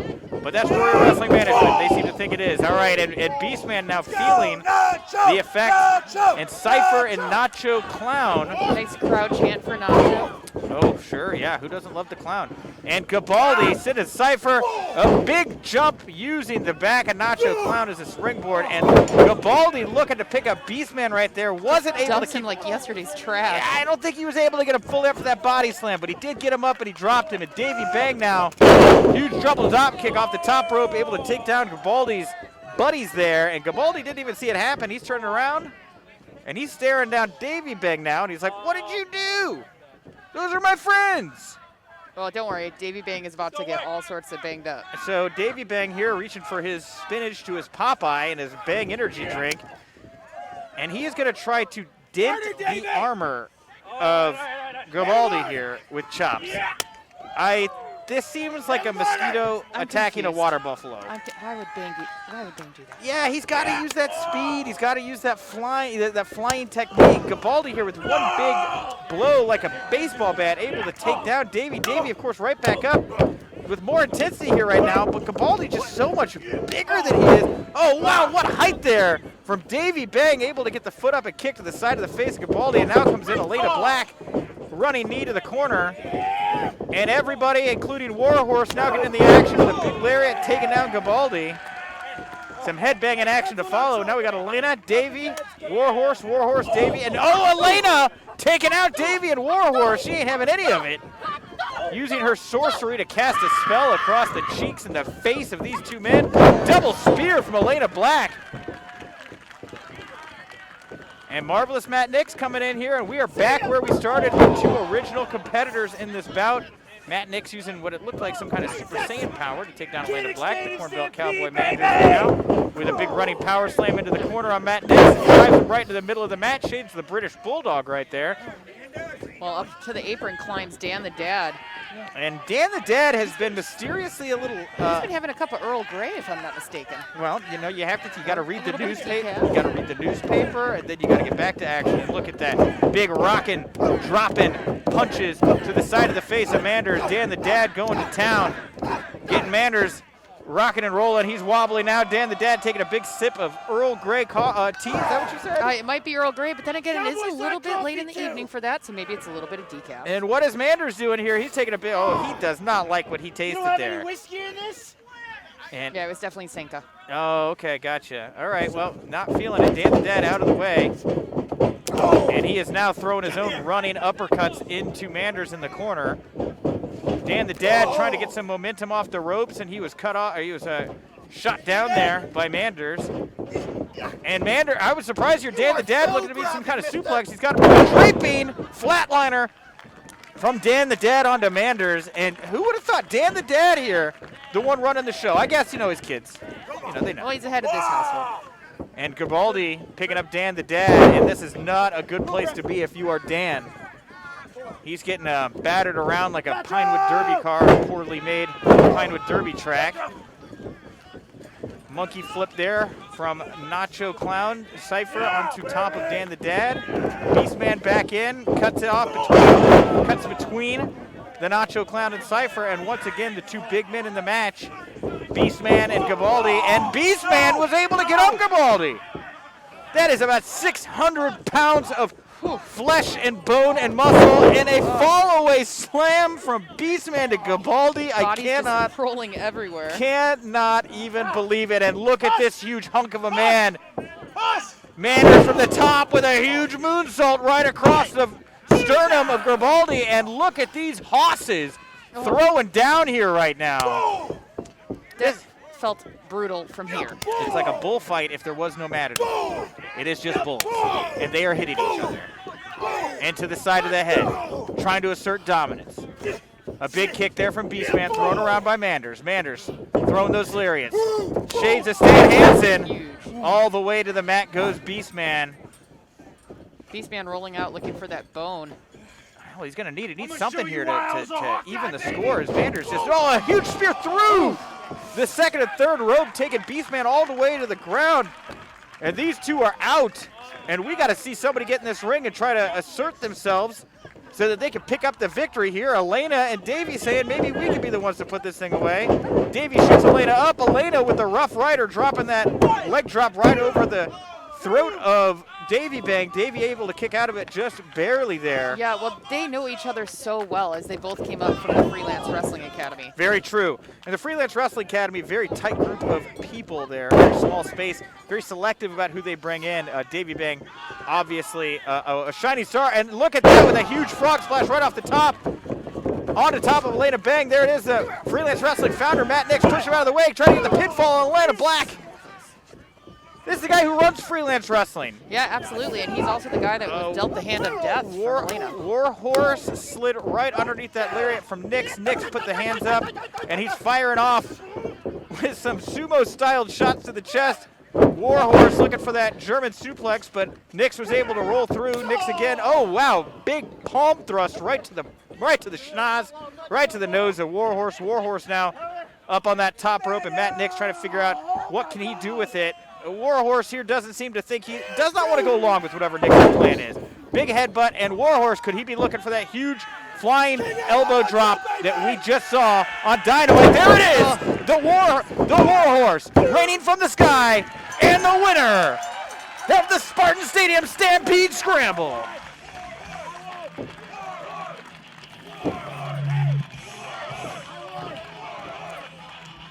I want you to go right now. We did it.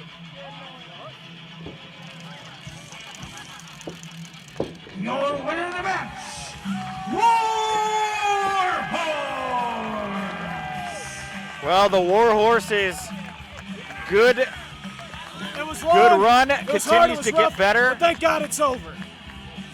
A great showing against Cody Rhodes this past Wednesday night on AEW Dynamite. Came up a little short on TNT, but came up big here tonight. Not just beating 7 more other opponents, beating 9 other opponents. When you put together Nacho, Clown, Cypher, and Gibaldi all together, this was a wild, crazy time. And the Warhorse taking in the victory as only he can with some headbanging there from his hardcore fans. Well, if you have enjoyed the action so far tonight, again, hashtag Friday Night Lights over on Twitter. Let the world know you're watching, you're enjoying the show. We want to thank our good friends over at Fight TV for providing the live stream, as well as our friends from High Spots who are running all of the technology here tonight. My good buddy Seth sitting right next to me, working his butt off here tonight to make sure you guys get it all quality streamed back home. And Val, thank you for jumping in here tonight. Yeah. Rich Bikini sent away on assignment here this evening, and Val Capone making her Warrior Wrestling commentary debut tonight. I think you're doing great, Val. Yeah, oh, thank you very much. Fantastic. Yeah, it's been a blast so far. Typically, I'm the backstage correspondent, and I assist with ring announcing here. So this is kind of nice to jump into this seat tonight. Wait, I think I'm supposed to be mean to you. You're terrible. Well, why, thank you. You're I appreciate awful. that. I hate you. thrive on your hatred. What are you doing? Stealing your soul. I mean, I'm not Elayna Black, but I'm, 3 more matches to go, everybody. Get ready. Oh, this, I know I've said every one, but this match is going to be a good one.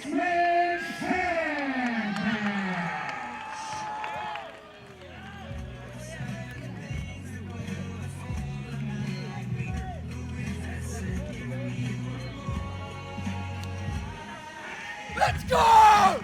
Introducing first, from the Isle of Jersey, in the British Channel, the prodigy of pro wrestling, Benjamin Carter! And Benjamin Carter, a Brit who comes to us from the Isle of New Jersey, he told me. Yes. What a unique place. And his first partner tonight.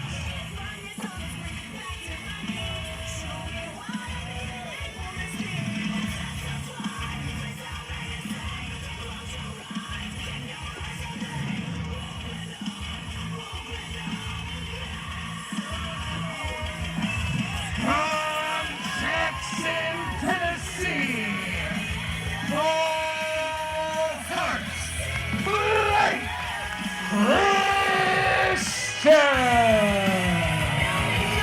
Blake Christian, another one of those young guns out here to make a name, continue to grab momentum. He has stolen the show at essentially everywhere he's ever gone, anytime recently. What a dream trio it's going to be here.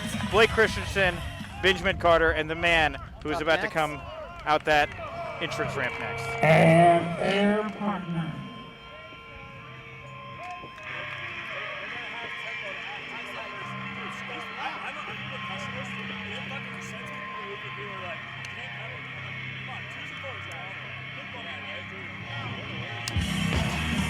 From the East Taco Bell, the Source, Alex Zayne.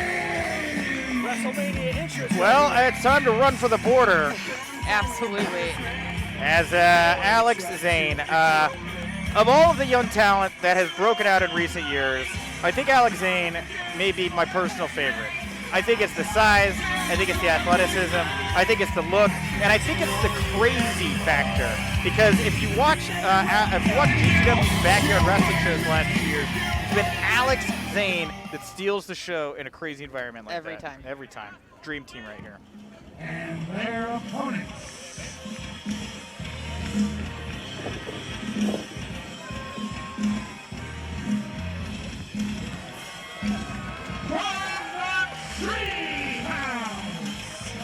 Too sick for this world, Zachary Wentz. The Warrior Kid, Dezmond, Xavier.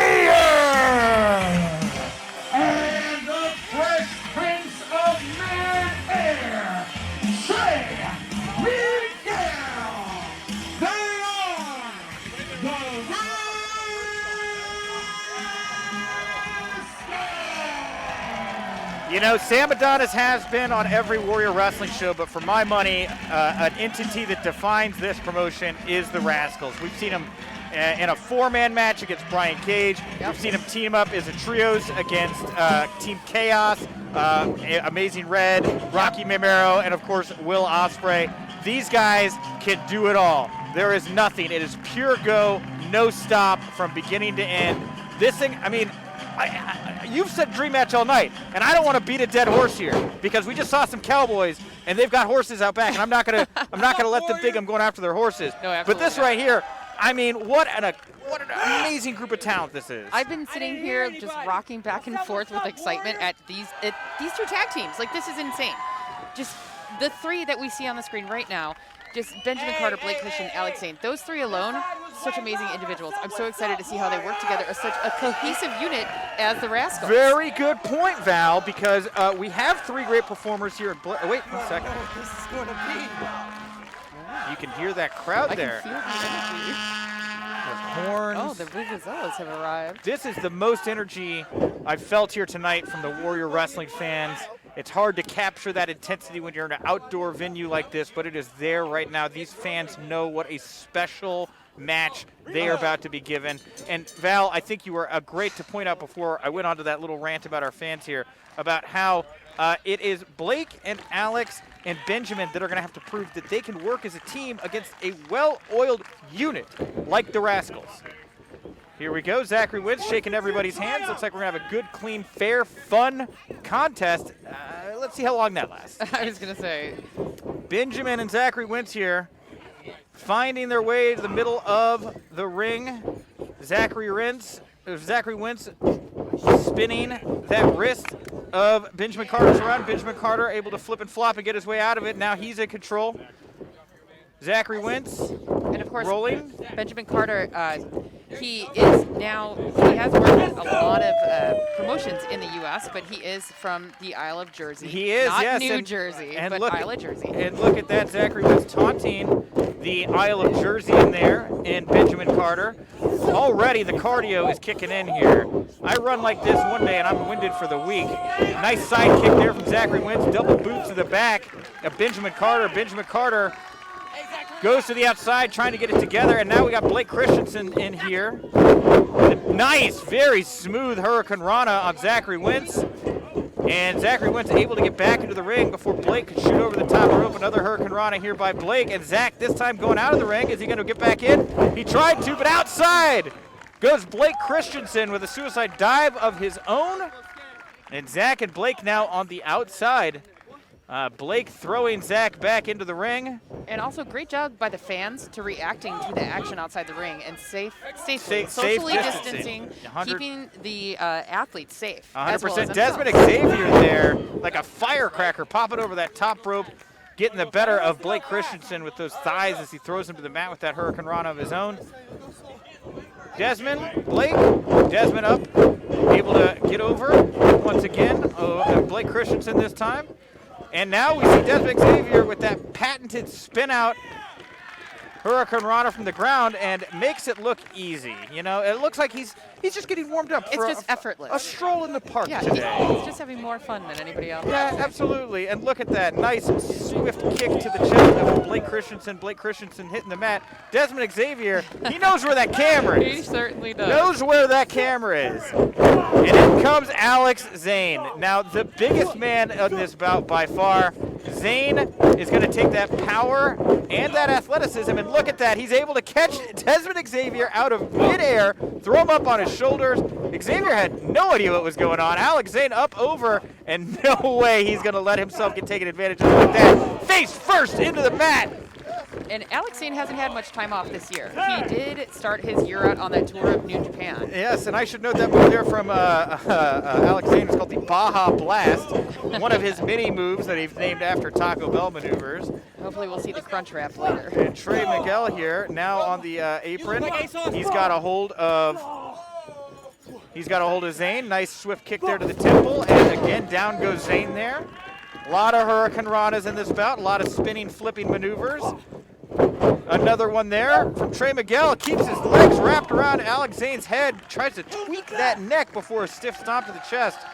And the Rascalz firmly in control, but right behind Trey Miguel there, Benjamin Carter saying, let's get this thing going. We are not done yet. Like a speed bump in the road. Trey Miguel able to hop right over Benjamin Carter. Benjamin Carter with a standing shooting star press right into the chest of Trey Miguel. And Trey now wiping his eyes, trying to get that sweat out again. A good amount of humidity out here today at the stadium for Warrior Wrestling. And Benjamin Carter, he's saying, let's get this thing going, man. 100 miles per hour. I'm going to the top rope. It's time to get risky here. What the heck was that? Corkscrew 450 attempt there, I'll call it. Benjamin Carter, double monkey flip from the Rascalz into a stiff kick by Wentz, who drives the double boots into the chest of Benjamin Carter. And a smart here from Dezmond Xavier looking for the pinfall. Lucha Libre rules here for this trios bout. One man rolls out, another man rolls in. So no tags needed. No tags needed. It would appear so tonight. And Benjamin Carter trying to get up. But look at that. Dezmond Xavier with strikes, right? We talk a lot about how good these guys are at maneuvering, the high-flying cruiserweight style they have. But I love watching a guy just square up, land a couple good solid punches like that. You can see Dezmond Xavier here really working the bag. But the bag in this situation is a human being. Yeah, unfortunately for Benjamin Carter. That's him. He's the bag. In comes Zachary Wentz. Oh, and we did see a tag there. All right, so here we go. We are getting the action, keeping the action moving here. Another tag. All right, the referee getting things under control. I was confident that there was a traditional tag bout, and I'm glad to see the referee taking control of this bout again. On his back, Benjamin Carter nearly pulled away by Dezmond Xavier, and Dezmond Xavier looking at his teammates there saying, what do we got to do, guys? Yeah, just having a chat. Yeah. What should we do? And not even how do we beat him, but how do we have more fun? Like, what would you like to do next? Yeah, exactly. I mean, Ed, here we go. And Benjamin Carter. Stretching out those hamstrings. Yes, absolutely. And correct me if I'm wrong, I just saw, it looked like Vanguard 1, a drone just drove by in the background there, right? Oh, yeah, no worries. It's a Warrior Wrestling drone. I don't want to say who may be here right now, but I did see Vanguard 1. Benjamin Carter getting flipped over there by Trey Miguel. Trey Miguel with a big running boot right to the face of Benjamin Carter. And a 2 count there from the referee. And not going for the pinfall. Trey's looking for a little bit of action. He's trying to get him to pull him in. And look, the referee's back his turn now. Still a clean tag there from Zach to Trey. And these two have him in the corner. And this is right where you want to position your opponent, Val. Am I wrong? Absolutely. No, absolutely. Benjamin Carter being left out high and dry, and now Zachary Wentz just got his way with him. Yeah, and that's the thing about Benjamin Carter here. The longer that these guys keep their claws hooked into this guy, the less likely it's going to be for him to find the energy to get to his corner, make a tag, and barely using everything he's got, able to kick out there from Zachary Wentz. This could be all she wrote if the Rascalz able to keep Benjamin Carter positioned in the middle of that ring. And look at him playing him like a washboard. Zachary Wentz now dropping these big elbows right across the chest. Into the sternum. It's the chest. It's right across the neck, too. It's the whole upper body there. And Wentz going for that pinfall. I'm happy to see that the Rascalz utilizing more strikes in this bout. Well, here's the thing: is that they often can throw out the show with the big high flying maneuvers, but they can always throw down the blow as well with a huge fist to the chest, just taking out their opponents left and right. And I'd be careful here if I'm Trey Miguel keeping Blake Christensen down in the corner. Benjamin Carter down in the corner, because Benjamin's leg was right underneath that rope there, and at any point the referee could tell him to get right off. But no, Trey Miguel, again, much like Zachary Wentz, driving those elbows right to the chest. It's as if the group has a concerted game plan here. Absolutely, and they have such great communication, as we talked about earlier. They are a cohesive unit. It isn't just 3 phenomenal, athletes together. Trey Miguel went to go tag Alex jokingly tagged Alex Zayne, and Alex Zayne tries to go get into the ring. He was just looking for a Carmel. The referee has to deal with him. But look, in that moment, as Trey was trying to play shenanigans, Benjamin Carter able to get up with a big throwing the Union springboard Jack right into the chest of Trey Miguel. Yeah, and Benjamin Carter able to find that energy, and he's got to get past Trey Miguel now, who stands in his way of his corner. He's got to get to Zayne. He's got to get to Christian. He's got to get to these guys. He's got to get out of this bout. And look, Trey Miguel knew that. Grabbed the ankle, pulling him back to the corner of the Rascalz, keeping control of this match, not allowing Zayne or Christian to even get involved. And into the corner goes Benjamin Carter underneath the legs, and there we go. Finally, a tag to Alex Zayne. House of Fire. Big clotheslines. We've got Zachary Wentz bent over. Boom! We got a flip, leg drop to the back of the head. And here comes Zayne tossing. Dezmond up to the top rope. You got Trey right underneath him. Zayne now sees both men dangling on the top rope. And look at that, a double Hurricane Rana from Zayne to both Trey Miguel and Dezmond Xavier. And Zayne firmly in control here. Blake Christensen. Blake Christian with a huge leap right over the top rope. And now it looks like the misfit trio of Zayne, Blake Christian, and Benjamin Carter finding some momentum here against the Rascalz. You see Blake pulling. It looks like Dezmond and Trey to the corner, and you see Benjamin here leap over the top rope, goes for that moonsault from the second rope to the outside. Now Zachary Wentz, he's going for the moonsault from the second rope to the outside, catches Blake Christian, also hits him with a piece of his knee there right across his shoulder. I have no idea how much damage that could have done to that, and look at that, a nice bit of rascal antagonism there from Zachary Wentz. He's just saying hello. Sure. And then now we see the Rascalz trying to get their opponents back to the ring. I think Zayne taking a moment to hit a corkscrew of his own and lay out everybody. That's the whole enchilada right there from Zayne. And again, Zayne is by far the biggest man in this bout. You know, it's deceptively big. You see him move the way he does. Those springboard 600s to the outside rolling through and everything you've seen him do at backstage shows. This is a giant man, 6'2", at least 250, if not more. And now we see total, it's all just breaking down here on the bottom. We got Benjamin throwing Zach into the turnbuckle. We got Trey battling Zach versus Benjamin here. Is there trading blows just in front of the fans? Yeah, I know. And those everybody, little kids are having the best seat in the house right now, but still at a safe distance. And all those fans pulling out their phones right now trying to get this action captured for themselves. And now we see, just like a rabid dog, we've got Benjamin Carter going after Zachary Wentz. And I'm trying to keep up with the action here right now. And it looks like Zachary Wentz able to take down Dezmond Xavier taking out Zayne. Blake Christian, and now we got Zayne down. We've got Blake and Trey trading chops here on the outside. Zach Wentz signaling he's going to do something. Big chop right to the chest. Blake returning the favor. And I have no idea who's the legal man. But this referee's got to get this thing under control right now. The referee's checking on Dezmond Xavier right now as Zayne just putting boots right to the chest. And Zach Wentz and Blake Christian, the only two men left on their feet right now, and now I think it's just Zach Wentz. And the fans here going wild for the action they're seeing. Zayne with a big pop to the side of Dezmond Xavier's head, and Zayne trying to rally the troops, I think, trying to say to everybody, hey, we got to get together. Corral everyone together. We got to get this. But here's the thing, though, is that they do have that unit of the Rascalz, and we have the three misfits together, working together.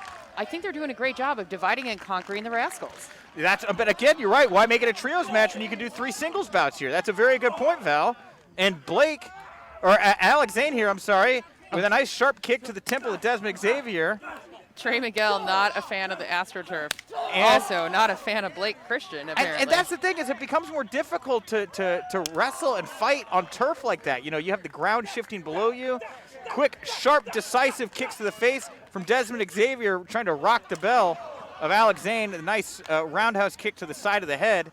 Again, fans being very observant of personal space, getting out of the way. Oh, but Blake Christian not getting out of the way of Dezmond Xavier. And Zayne just trying to take down everybody he can right now. They got to get this action back into the ring. This is not where you're going to be able to win this thing. Again, who is the legal man at this point, Nick Hausman?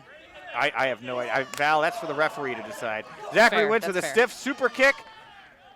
And the Rascalz now seem to be the ones that have, correct me if I'm wrong. Blake Christian there dropping Zachary Wentz where he stands.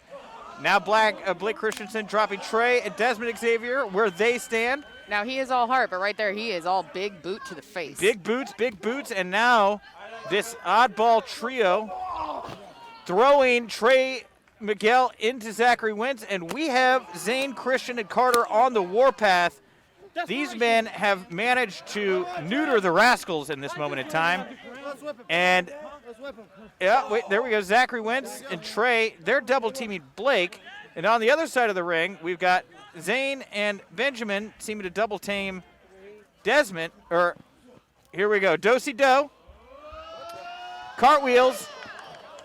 Looking for double Pele's, double super kicks instead. Big running boots from all 4 men, and everybody is down on the outside. And all the fans are standing up.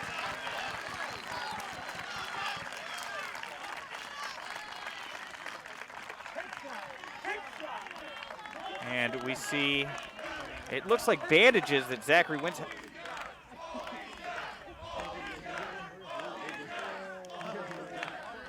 Hear those fans, they're chanting on all 6 men in this moment in time. Beautiful wide shot here of that ring in the middle of Marion Catholic's football field, and Trey Miguel just barely able to limp his body back into the ring. And Alex Zayne and Trey Miguel, I guess these are going to be our legal men as the referee watching on here right now. Alex Zayne popped in the kneecap. Trey Miguel spinning around, double boot to the back. Blake Christian in the wing, coming in right after hot, pulls Trey Miguel in. Figure 4 lock on the legs and drops him with a Michinoku-style driver there in the middle of the ring. We see Dezmond Xavier hip-hopping, in a hurry to kick somebody in the head there. Taken down. Blake Christian, and now to the top rope goes Dezmond Xavier. What kind of chaos is this man going to deliver from the skies? Oh, but Dezmond better watch out. Here comes Benjamin Carter. Benjamin and Dezmond on the top rope. Big Spanish fly! Goes for the cover, Benjamin. Zachary Wentz with a stiff kick to the face. Zayne now on the attack after Wentz with a big flying knee. And Zayne goes after Wentz, grabs him by the head, shoves him into the corner, takes him to the top turnbuckle. Looks like he could be going for a superplex, a super hurricane rod. I'm not really sure, but wait, Zachary Wentz able to sneak out, ducks the head of Alex Zayne underneath that top turnbuckle. Zayne was able to fend off Zach, but not Trey, who kicked him right square in the face. Trey looking for that 619 into the back of the head of Alex, but he's cut off by Benjamin Carter there. Dezmond Xavier takes out Carter. Zayne still precariously head underneath that top turnbuckle. Dezmond Xavier taken out by Blake Christian with a Hurricane Rana off the ring apron to the outside, laying in the turf. Alex Zayne now has freed himself up. He is on that second turnbuckle looking to be up top. Trey Miguel now climbing his way up there. Zachary Wentz also on the second turnbuckle alongside this will Trey. Not fare well for Alex Zayne. Alex Zayne is fighting him off to the best of his abilities, and he has got Trey Miguel on that top rope. Trey slips, he falls. He's been low blowed by the top rope there. Alex Zayne knocks him with a kick to the side of the head, manages to fall into a pin on Zachary Wentz. Didn't hook the leg, which is what I would have to attribute to the fact he was not able to pick up the victory there. Yeah, that was a slight miscalculation on his part. He had to hold that leg. And now Alex Zayne and Benjamin Carter double chops to the chest of Wentz. Here comes Trey, throwing his own forearms. We have Trey, we have Zach, we have all 3 of the Rascalz, we have all 3 of this oddball trio here standing middle of the ring. North versus South. This is the Mason-Dixon line being fought over here right now as all 6 of these men go to town, and it looks like Zayne and Christian and Carter have the advantage. Off the ropes they go. 3 big super kicks from the Rascalz to lay those men out. The Rascalz on the offense. Now bicycle kicks from all 3 members of the anti-Rascalz. Alex Zayne picking up Trey Miguel dropping Alex Zayne with that stunner maneuver there. And now he's got Zayne again tied up on that top turnbuckle, head first underneath the top turnbuckle. Trey hits the 619 from behind. The Rascalz here, the torture rack from Zachary Wentz. Dezmond Xavier up top. The double boots to the chest. Alex Zayne gets dropped over. And there it is. Wow.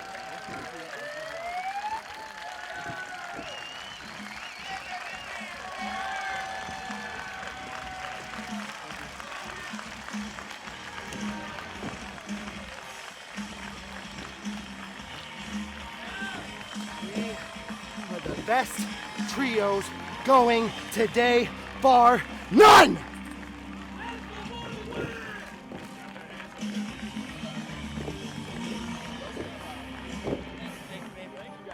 Your winners of the match, the Rascalz! What about, Val? The Rascalz, Brad, and you know, that's the thing, is as great as Zayne, Christian, and Carter are, you can't just become a well-oiled trio like the Rascalz. They put up a great fight.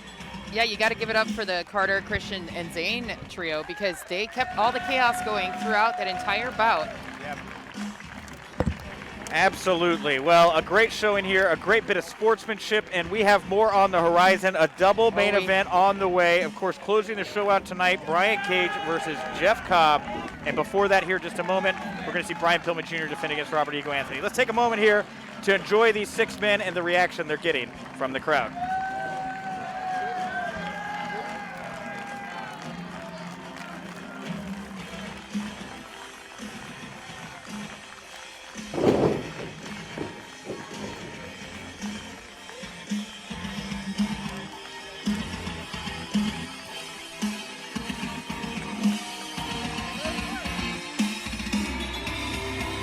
And there they go. Walking off the hallowed football field here of Marian Catholic. The Rascalz continue to bring it here at Warrior Wrestling. And it is time, like I said, for some big action here. Brian Pillman Jr. set for his first Warrior Wrestling title defense. And what are we looking around the arena here right now? You can see Zayne and Carter and Christian. No shame right there. Those men all put up the best that they could. Came up just a little bit short here tonight. Huge future for all three of those here at Warrior Wrestling. Absolutely for sure. And again, this is the most attended pro wrestling show in at least 6 North months. America. In North America, yeah, we have over 500 amazing Chicago pro wrestling fans. You can see them here in chairs, wearing masks, sitting out in the outfield, all appropriately distanced. Hand sanitizing stations everywhere. And again, thank you so much to the ring crew for making sure that all the athletes are safe. Yeah, all we the have an incredible crew. All right, go time. Singles contest. And it's for the Warrior Wrestling Championship.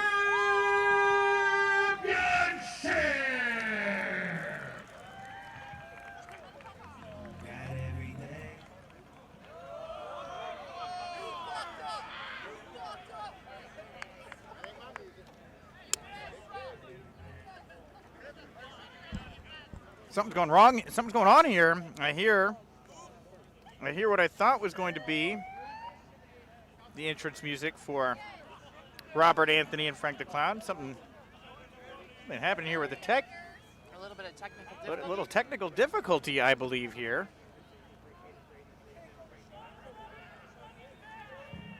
I have just been informed that Frank the Clown would like to come out without music so that all of you guys can appreciate his greatness. Oh, my stars. Poor Kirby had to say those words out loud.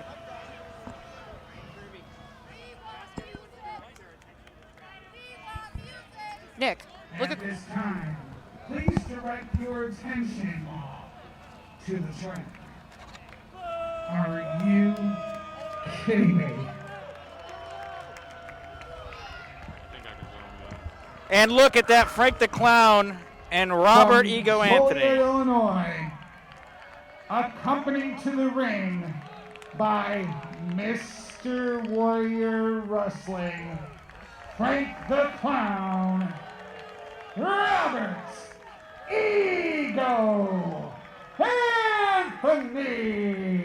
And look at that, shades of WrestleMania being brought in on their own little cart. It's Frank the Clown and Robert Ego Anthony. Robert Ego Anthony, of course, has recently been seen on AEW Dark, tangoing with some of the top stars in the business as of late. John Moxley, Darby Allin, many more. But he really started to find his mojo again here in Chicago once he found I don't know if I want to call him a mentor. I don't know if I want to call him a manager. He's just He's a thing. He's Frank the Clown. He found a nuisance. He's a spirit animal, I think, for Robert no, Ego Anthony. That is offensive on several levels. I think that he is, he's become this voice in the ear of Robert Ego Anthony. And look at Ego here, raining down confetti from the skies. What an, all things Ego considered. And Robert Anthony right there. Yeah, a huge entrance here for Rob and Frank. And I mean, I guess I understand the pageantry. I mean, look at that, even little, they got crepe paper ropes there on their little thing. Oh, no, and we still have to hear the entrance song. I was so excited that was the one perk of this ridiculous self-parade. Everybody gather round, y'all. Everybody, Frank the Clown, y'all. Everybody get down, y'all. It's Frank the Clown, y'all. Frank the Clown, y'all. Everybody gather round, y'all. Everybody Frank the Clown, y'all. Everybody get down, y'all. It's Frank the Clown, y'all. Is Robert Ego Anthony wearing a Frank the Clown mask? Oh, he's got a Frank the Clown mask. He's got Frank the Clown trunks.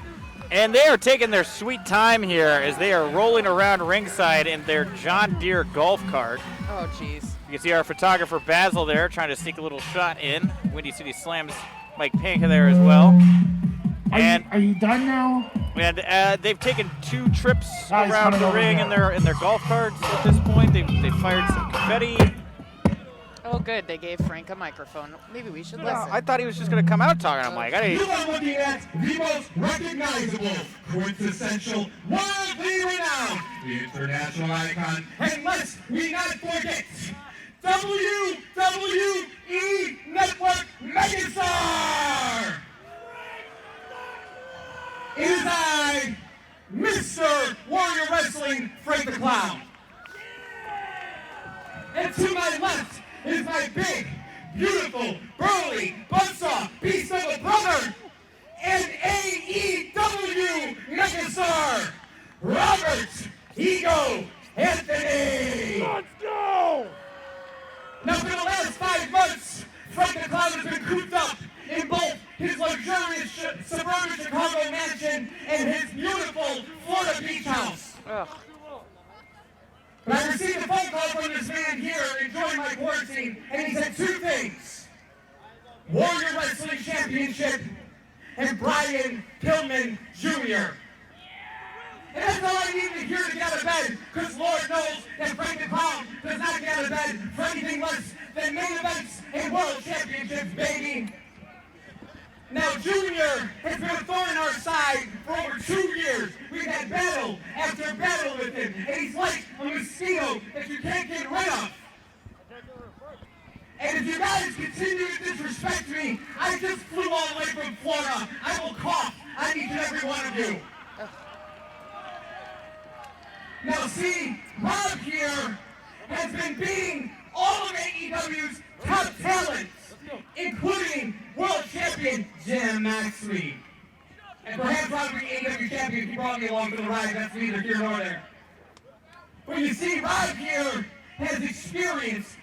Junior just has potential. And experience rules over potential every day of the week and twice on Friday nights, baby. So here, Rob is having a career renaissance. He's never been better than he is right now. Frank the Clown has never been as serious as he is right now.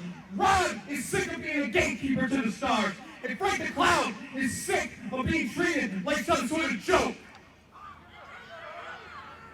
So, Junior, you may realize your immense potential one day. You have loads of talent, but tonight is not that night. Because under the lights, the megastars will shine bright. Drive us to the ring. Well, there it is, Frank the Clown delivering his address to the Warrior Wrestling faithful here and getting Robert Ego Anthony psyched for his match against Warrior Wrestling champion Brian Pillman Jr.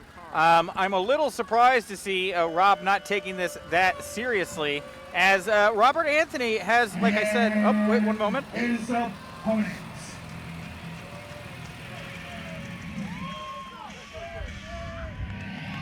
From Cincinnati, Ohio, he is the Warrior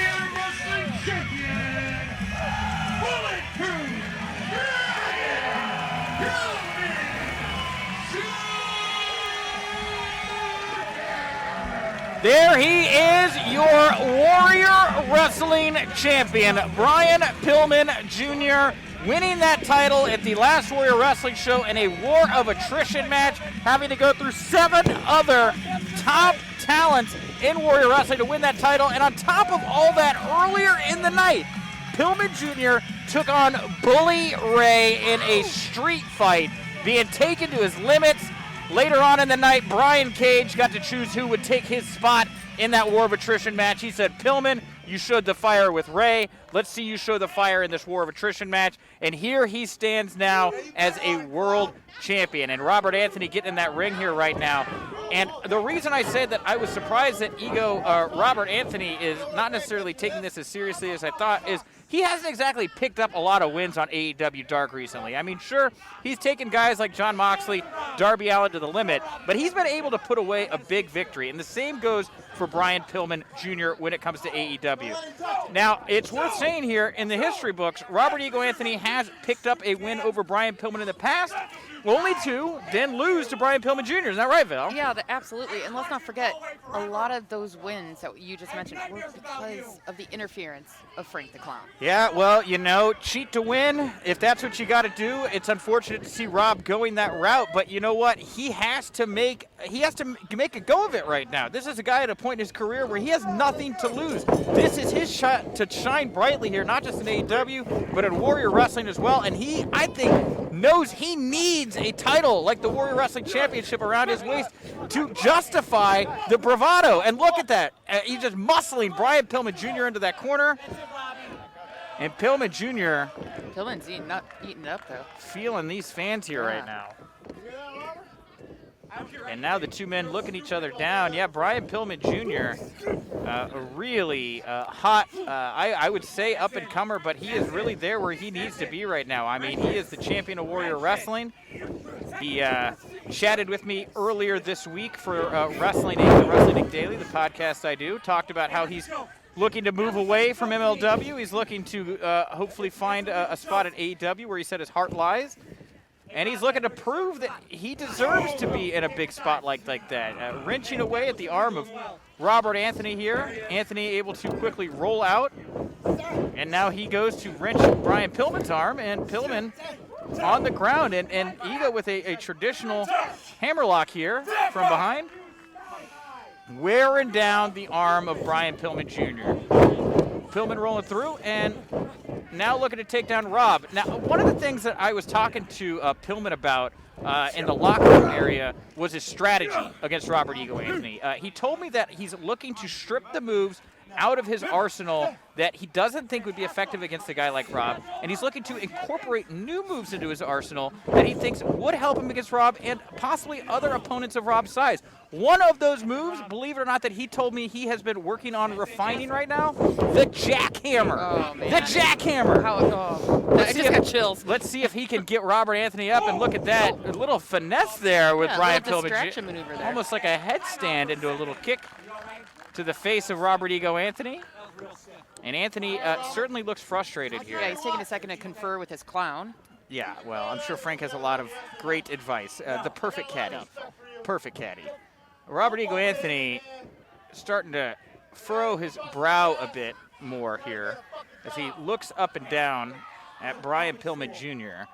And you have to think that there's not just a desire to be a champion here. There's a desire to prove that he can still hang. And I'm talking Rob can hang with a young thoroughbred like Brian Pillman Jr. And I would think there's resentment there, too. I mean, Pillman's got everything being given to him, and he's earned it here at a young age.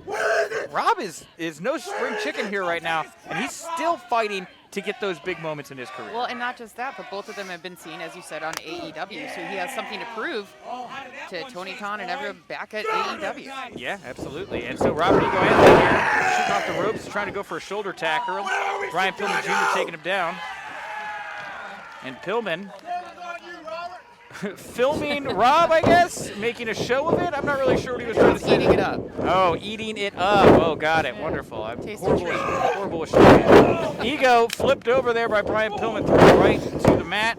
And Rob having to roll outside here and confer with the clown, get a breath, and re-strategize. You know, I can't I can't say enough how much.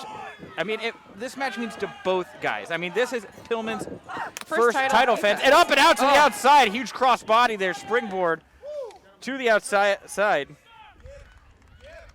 And not just that, Brian Pillman Jr., not a local Chicagoan. Robert Ego Anthony, he's Cincinnati-based. Robert Ego Anthony, born right outside Chicago from Joliet, Illinois, the scene of the home of the Blues Brothers. Yeah, true story. And, it would mean so much for him to beat Brian Pillman Jr., take that Warrior Championship, huge chop there for Brian, and have that title in his hometown of Chicago. Well, and especially because they have done the dance here at Warrior. Oh, yeah. I mean, these guys have gone – they're tit for tat. This is the rubber match here. Rob's got to win. Pillman's got to win. And I thought Rob was going to duck there and allow Pillman to eat that medal, but that's not the case. Pillman able to get that shot in just before Rob could duck. Pillman just getting a couple of crunches in as well, a couple of full-on sit-ups. Yeah, and Pillman – Oh, what is he doing here right now? This is your first title defense, Brian. I feel like it's a little bit of mental taunting because Robert Anthony is a proud father, and he works very hard on his physique, and he constantly says this is what a dad bod looks like. So maybe Pillman was giving him a little bit of a rub like that. I could, definitely mind games here for Pillman, absolutely. He's the son of Brian Pillman, the loose cannon who played tons of mind games with people, and Pillman outside in, a slingshot senton there across the chest of Anthony. And now he's looking for a cravat, turns him over into the pin. Nearly a 3 count. Nice bit of technical work there by Brian Pillman, taking Robert Anthony to the mat.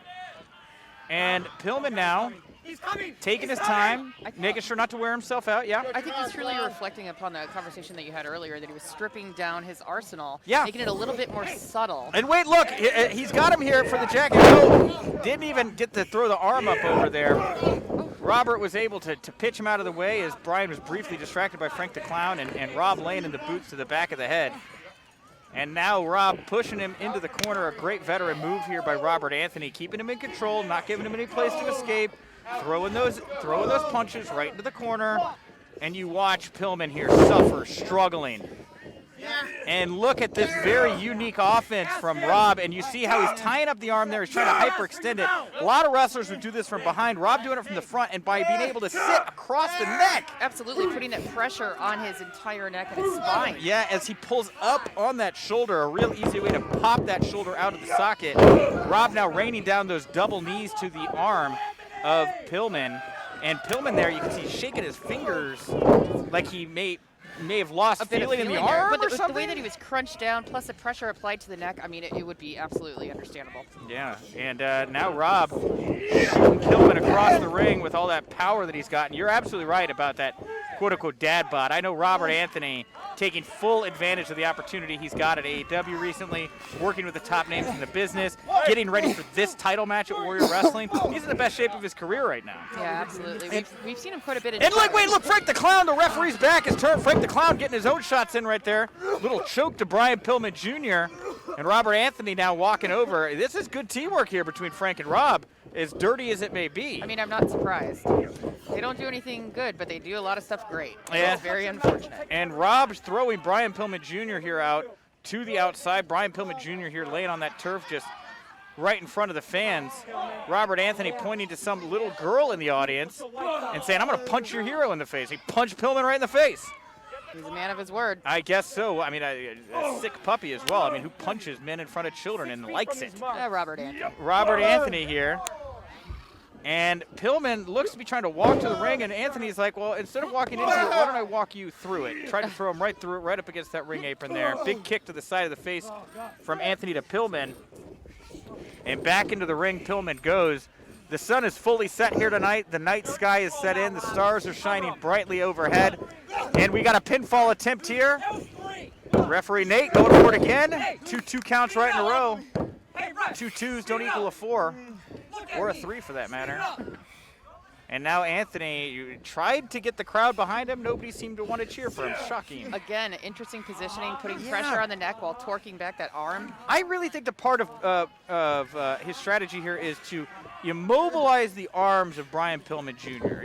There's so much methodical teardown of his usage of his arms. Because, and Pillman, he's so known for those springboard clotheslines. He's a high flyer.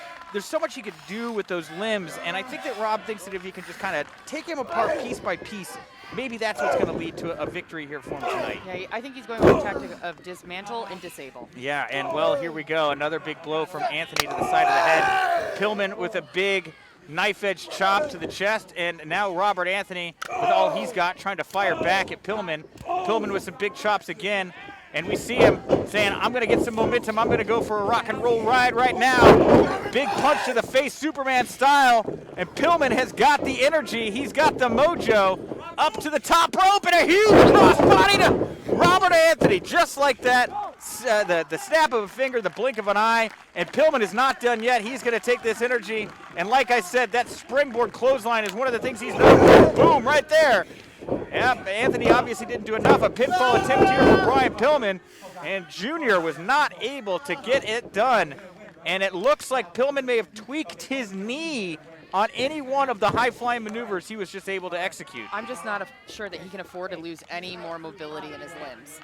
No, absolutely not. No way. I mean, this is, and again, this is his first title defense. I mean, what an embarrassment it would be for Brian Pillman Jr. to lose his first title defense. Does this go with a jackhammer? Nope. Again, you know, it's a new move for Brian here, that jackhammer. Hasn't quite perfected it yet.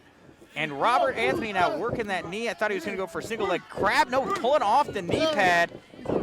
Pounding away at that knee, and now it is, yeah, that single leg crab. This is one of Rob's favorite moves. Oh, he just loves bending people in half. He loves whacking away at their knees just like that. And really just inflicting pain. You know, it's something about Frank the Clown, too, that has brought out a more tenacious, aggressive, mean streak, I feel like, in Robert Ego Anthony. It's always been simmering, but you're absolutely right. Frank the Clown has definitely brought it out of him. And now we see Robert Ego Anthony trying to drop him with that Death Valley driver, that rolling Death Valley driver that he's known for, and he did. He landed it. This could be all she wrote. Pillman, was that? I guess. So close. I guess the referee's going to allow it. Barely by centimeters. It was definitely a 2 3/4. Centimeters. Pillman was able to get.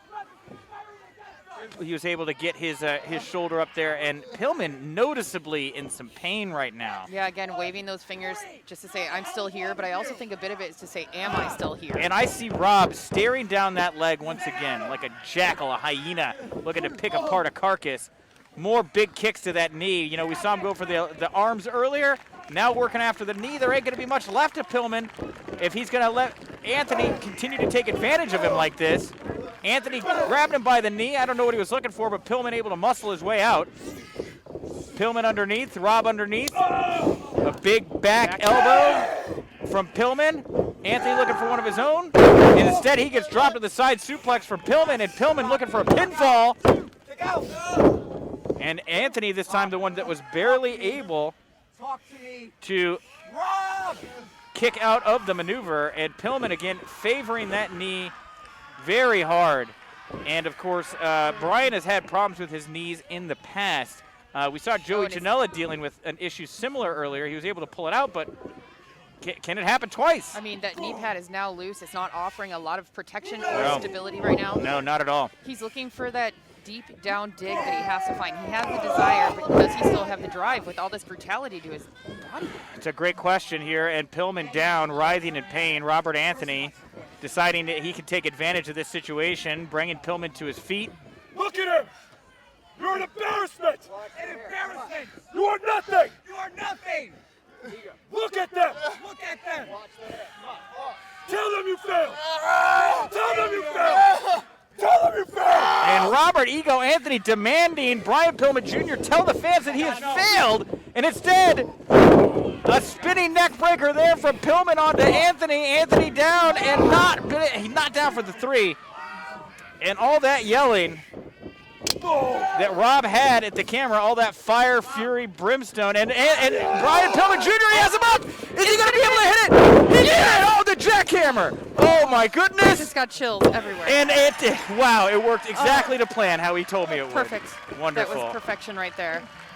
And even with all the dents in his armor, bulletproof.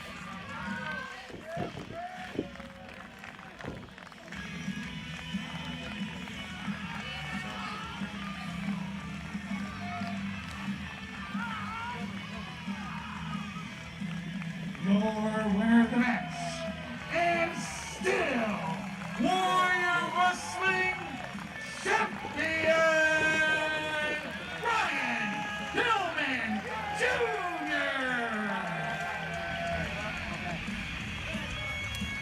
And a successful first title defense for Brian Pillman Jr. taking on Robert Anthony, and Robert Anthony's losing streak across multiple promotions continues on.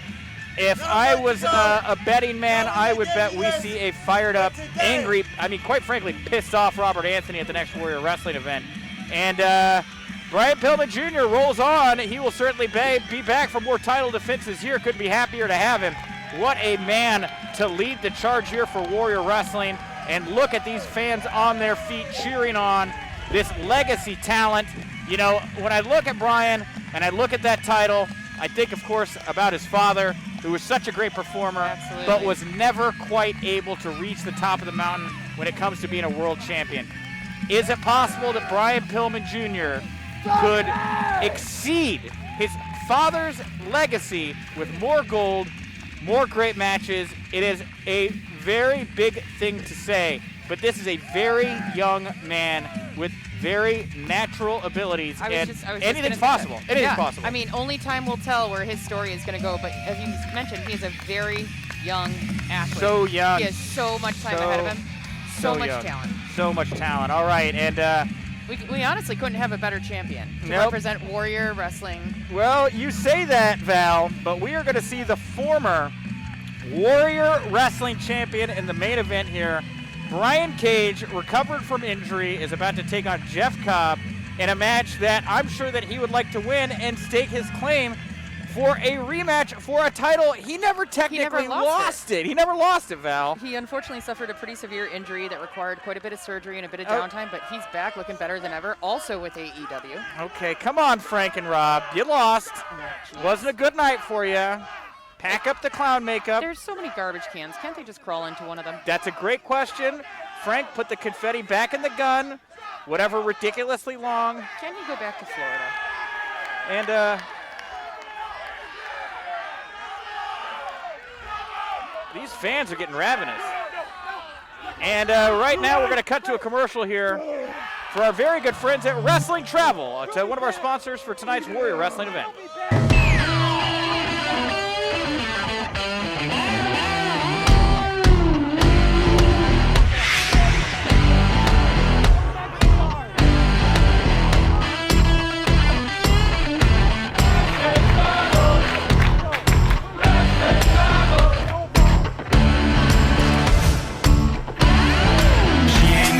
She looks fine, gonna take some time, gonna make her mind. Come and live the dream with Wrestling Travel.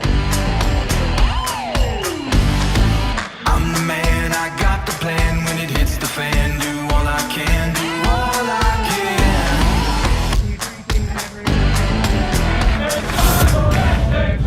We appreciate you for doing that. With that being said, it is now time for your man.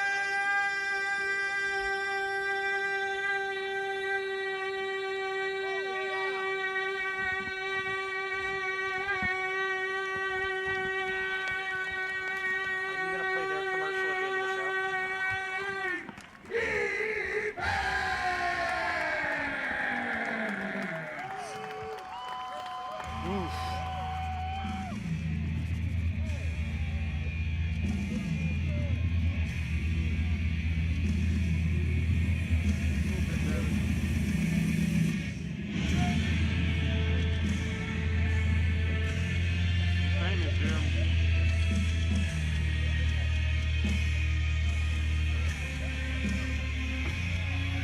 Introducing first, from Hawaii, Jeff Cobb.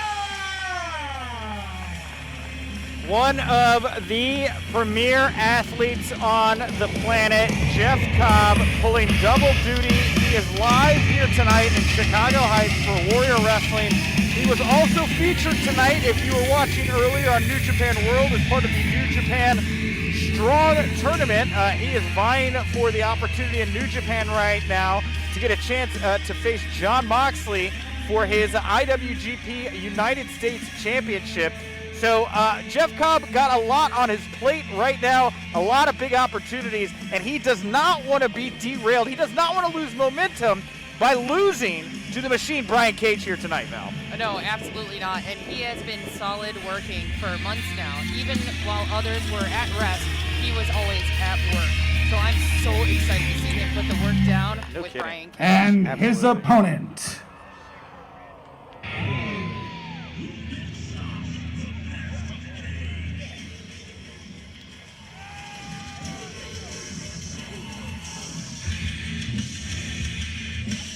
What's up, Chico, California, Mr. TMSI, the Wolverine, and the effing machine. He is the FTW champion, Brian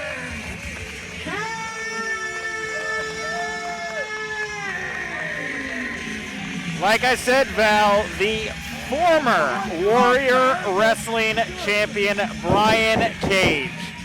This is his return bout here to Warrior Wrestling since he was forced to relinquish his title due to injury. Of course, as we have noted, Brian Pillman Jr. did take that title. But here it is, Cage still the one main eventing Warrior Wrestling, and an argument had to be made that these two had to close the show. I mean, you talk about athletes in their prime, it doesn't get any more prime than this. This is prime rib right here. Oh, absolutely. Prime rib, prime real estate, and prime wrestling. Wow, yeah, 100%. And look at that, Oh, Jeff Jeff- Cobb signaling, I want the title. He was just doing a little, oh yeah? Yeah, he's Where's like, your belt? yeah, where's your Hey, belt, buddy, where's you your belt? know? How are you keeping those trunks up? Where's your belt? It goes without saying that the man who wins this bout is very likely to go on and face Ring the Brian bell, Pillman let's Jr. go! for the Warrior Championship. No, that's just us speculating, but, But I mean, how do you I not? can't disagree with you. If you're Principal Steve, and of course there was so much great action here tonight, but you put this match last. This is your main event. Whoever walks away from this has the bragging rights to say, I deserve that next title opportunity. Because here at Warrior Wrestling, you don't have guaranteed rematches when you lose the title. No, absolutely Cage not. drops that title, he goes right back. He's got to earn a title He's shot. gotta climb his way back up. Gotta But earn it. I gotta say, you know who's watching right now? The man that retained his title, Brian Pillman Jr. He's in the back right now, You I'm can't sure. tell me that he's not going to be sitting in the back taking notes right now. After he's done shoving Frank the Clown into a locker. All right, here we go. One can hope. These two bulls lock horns right in the middle of the ring, and the war is afoot. We have Cobb muscling Cage into the corner. No small order here, of course. Brian Cage, well over 6 feet, 275 pounds. You got Jeff Cobb hovering right around there at 6 feet. Again, another 275-plus pounder. You got Jeff Cobb, a former Olympic wrestler. Brian Cage, a professional bodybuilder, multi-time champion, and currently mentored, should I say, by Taz, Yep. where he is the FTW champion in AEW. I was almost wondering if we were going to see that belt tonight. I was too. You know, Taz ain't here. I don't know what the rules are if you can carry the belt without Taz around. I guess I have to ask Cage after the fact. Yeah, I think he comes with the belt, actually. And you know, these guys here started off very technical exchanges, but also a lot of muscle being thrown around here. What a way to try to get out of some wrist locks for Brian Cage than by picking him up over your shoulder, and only a guy like Jeff Cobb can get away with something like that. Absolutely. Cobb and Cage now circling the ring like a couple of sharks that see blood in the water, staring each other down, looking to put a bite into one another. Yeah, they're definitely savoring this moment because this is the time when they can view their opponent and say, all right, this is how I'm going to break him down. Can you imagine this match going to the top rope, a superplex just destroying this ring? I was going to say, I think the ring would collapse. And look at that quickness there from Cage as he snuck around to the backside of Cobb and was able to bring him down. And I don't know if I want to wrestle Jeff Cobb from the down position like that. And Cobb here working his way out and getting behind Cage and trying to grab him with a leg lock here. But Cage's legs are just like giant tree trunks. It's not so easy to take him down with a leg maneuver there. A big kick there from Cage to the sternum of Cobb. Cobb seemingly a little impressed, but doesn't want to give too much credit here to Brian Cage. No, again, he's just sizing him up, kind of assessing the situation, seeing what he's going to have to do to take down the machine. And Cage now, little jaw jacking of his own. Again, this is a match, the drill claw, the finishing maneuver for Brian Cage, taking on the Tour of the Islands. Of course, Jeff Cobb's infamous finishing maneuver. Brian Cage, up and over in the corner here from Cobb, and Cobb rolling through. A big drop, a basement kick there from Brian Cage, laying out Cobb. Cobb checking for blood on his nose, and his lips, on his tongue. And Cage staying on the offense here. For as big as Cage is, it's incredible how much pride he takes in his athleticism and his quickness. And, of course, it doesn't hurt to be able to have a baseball club for an arm that you can just slap into somebody's chest. And for as much as he can rely on his brawn, he also focuses on his brain. So he's slowly tearing down. Very smart guy. And these shoulder tackles into the corner, forcing the breaths out of Cobb, taking that cardio away from him, which makes it harder for him to do those big, powerful moves. Throwing him with all his force and might into that corner there as Cobb crumbles and he finds his way to the mat. And it means everything for Cage to get that Warrior Wrestling Championship back. I mean, he is the FTW champion right now, but he has not won all of his matches in AEW. You know, he was undefeated here in Warrior Wrestling when he took that title. Oh, wow! Look at that! Kung Fu style Cage! Kung Fu Cage! So light on his feet. No kidding. And for somebody of that size and that power? No, you know, and you talk about how smart Cage is. You know, this is a body that he has meticulously put together. He travels around with his own cooler filled with food. Yes. He buys a plane ticket for the cooler so that the cooler can sit next to him on the plane. And he eats 9 meals a day. 9 meals a day. And he loves his Chicago pizza. Loves his Chicago. I mean, I wish I could eat a Chicago pizza and keep those abs, but that's just not happening. I don't know. He's made out of magic, I think. Yeah, a little bit of magic. All right, Jeff Cobb here finally starting to take control here away. A big headbutt there from Jeff Cobb to Brian Cage, and Cage now down. Also adjusting his knees. Cobb lifting Cage back up to his feet. A very calculated punch right between the eyes of the face of Cage. And Cage out a little bit on the ropes. Cobb here now trying to throw Cage around. Shoots him into the corner. Big clothesline as Cage is starting to feel the effects of the wear and tear that Cobb has already applied to him. And look at Cobb lifting Cage up off the ground. Goodness. And a pump handle fall away suplex from Jeff Cobb. No, he's applauding himself as he should. Yeah, well, the crowd's not. The crowd needs to have a little more respect for what Jeff Cobb's doing here right now.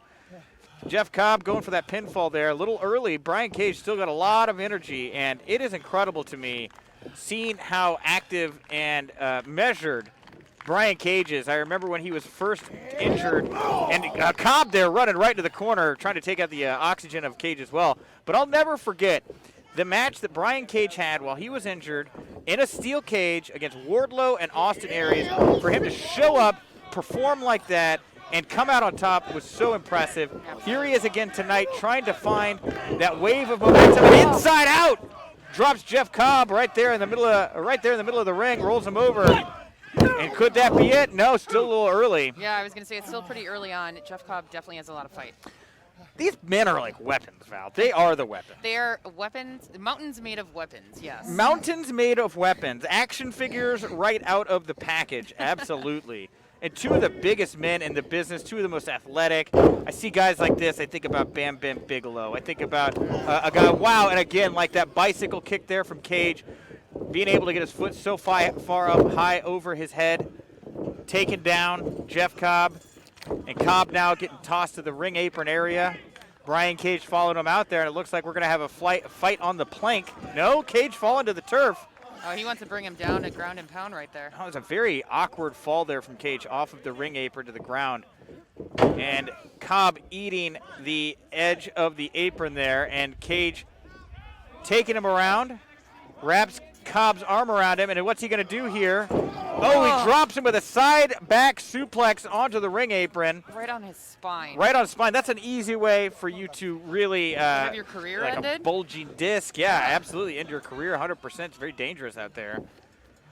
And Cage now keeping control of Jeff Cobb. You do not want to let this guy get out from your grips. Cobb here trying to fire back with some big blows of his own. And Cage trips Cobb. Could we see a 619? What are we looking for here? Yeah. That is the biggest 619. What's 619 times 2? 1238. That's true too. Whatever you want to call it. He's too big to be doing that. And Brian Cage taking down Jeff Cobb with that 619 there. And Cobb certainly didn't see that one coming. I've never seen Brian Cage deliver a 619. That was incredible. And Cage here pulling Cobb up to his feet, and it looks like, is he going to go for that drill claw, or is this just going to be a side suplex? Well, it's not going to be anything because Cobb doesn't want to seem to, no, wait! Cage muscled him up! A stalling suplex! Stalling suplex. How incredible! With Jeff Cobb. No kidding, Brian Cage. Is picking up a mountain. Brian Cage allowing Jeff Cobb to sit on his shoulder before finally dropping him to the mat. 30 seconds plus he had him up there right now. An incredible display of strength. And now Brian Cage telling the fans, let's get excited. Let's see something crazy. Oh, and they're doing the clap of the machine right now. Cage setting his sights on Cobb, and Cobb, could we see a tour of the, Tour of the Islands, Isk. It was a short little tour. It was a little. It was tour of the island. It was a helicopter ride around the island. You know, it was and a Cobb here throwing himself right to the corner. He himself a big man. Always dangerous when he throws that weight around. Chops, punches, chops, punches. That's a lot of tasting of the forearm right there. And Cage, I don't think saw that one coming here. Cobb staying on him. Picks him up onto his shoulders. Drops him. And now what is Cobb doing? And he's doing a standing moonsault. Wow. And that should have been it. Any other man that wasn't Brian Cage, that wasn't that big, that had that much weight and cushioning there, I think that would have been all she wrote there. I mean, Jeff Cobb coming down with you on that kind of weight. Yeah, when you're moving that much mass with a standing moonsault, as you said, anybody else, we would have seen 1, 2, 3. Squash like a pancake. Flip him over. He's a griddle cake. And Cobb now just manhandling Cage. Oh, Cage able to get out of it. Lands on his own 2 feet. Ripcord into the forearm from Brian Cage. And Cage threw himself at Cobb. Big kick to Cobb's gut. Cobb rolls to the outside. Cobb barely able to hang on to that second rope, balancing precociously on that ring apron. Wow, Brian Cage again able to get his foot over his own head to kick Cobb right in the side of the temple. Cage now going up to that second rope. He's got Cobb on the ring apron. What's he going to do? Oh, geez. Is he going to pull him up and over? Absolutely! Wow! Wow! Look What? at the bliss on his face as he did that, though. What a incredible feat of strength there for Brian Cage, pulling Jeff Cobb over that top rope from the second turnbuckle. Incredible. It's simply incredible here. And Brian Cage, again, he knows that he has to not just win here, he has to defiantly win here. He has to stake his claim. He puts his flag in the ground. Say, I am Warrior Wrestling, not this Brian Pillman Jr. guy. And Cage here now back, grabbing that head of Jeff Cobb. And he's putting him up on his shoulders. And what's he got planned for Cobb here? Cobb with a little wherewithal, able to fall onto his feet. Oh, was not able to stay up as Cage grabbed his leg there. Cage took him down.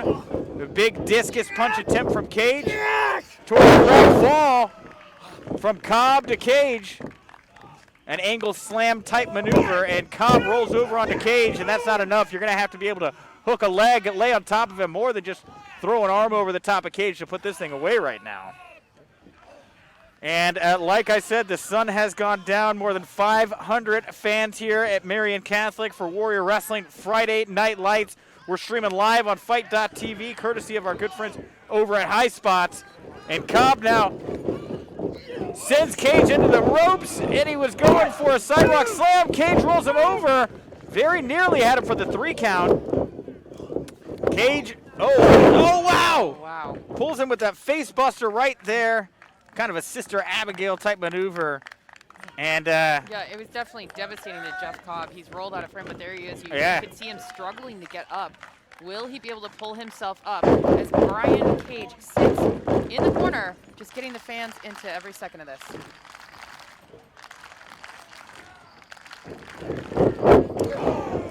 And Cage using the energy of the fans. A big German suplex to Jeff Cobb, and Cobb stood right back up on his feet. He gets behind Cage. German suplex to Cage. He gets right back up on his feet. Cage and Cobb going at each other. Lariat attempt. Moving. They hit each other head on. Oh, that collision. That collision right there. That is what 600 pounds of humanity looks like. And the tortured, writhing pain coursing through each man's body right now, having already pushed each other to the extremes. You know, it's one thing for these guys to go in there and work with the Rascalz, work with that Zayne, you know, guys that are a little bit lighter than them they can throw around. But when you're that big and you got to come in, you got to work with another big guy that you're going to have to use all of your strength. You're going to have to dig down deep to do what you normally do against them. It adds to the difficulty. The difficulty factor goes up higher. And up and up and up. Now again, both men barely up to their feet. A shootout at the OK Corral here right now. Cage delivers a big punch. Cobb delivers a big punch. Cage with a huge uppercut. Cobb with a chop. And another one. And now he's having fun. There's a third chop. A spinning kick to the gut from Cage. Kicks him up. Super kick to the face of Jeff Cobb, courtesy of Brian Cage.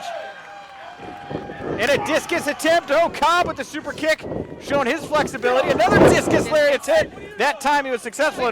What is Sam Adonis doing here? Sam Adonis getting into the way. He's a big boot to Brian Cage. And he's attacking Jeff Cobb, and the referee calling for the bell. Here comes Lance Archer. Lance Archer making his way to the ring, running off Sam Adonis. Earlier, Sam Adonis low-blowed Lance Archer. He wants a piece of him still. Once again, and Lance Archer running off. Whoa. Sam Adonis, earlier tonight, you ruined your match with Lance Archer. And now you come out here and ruin our main event?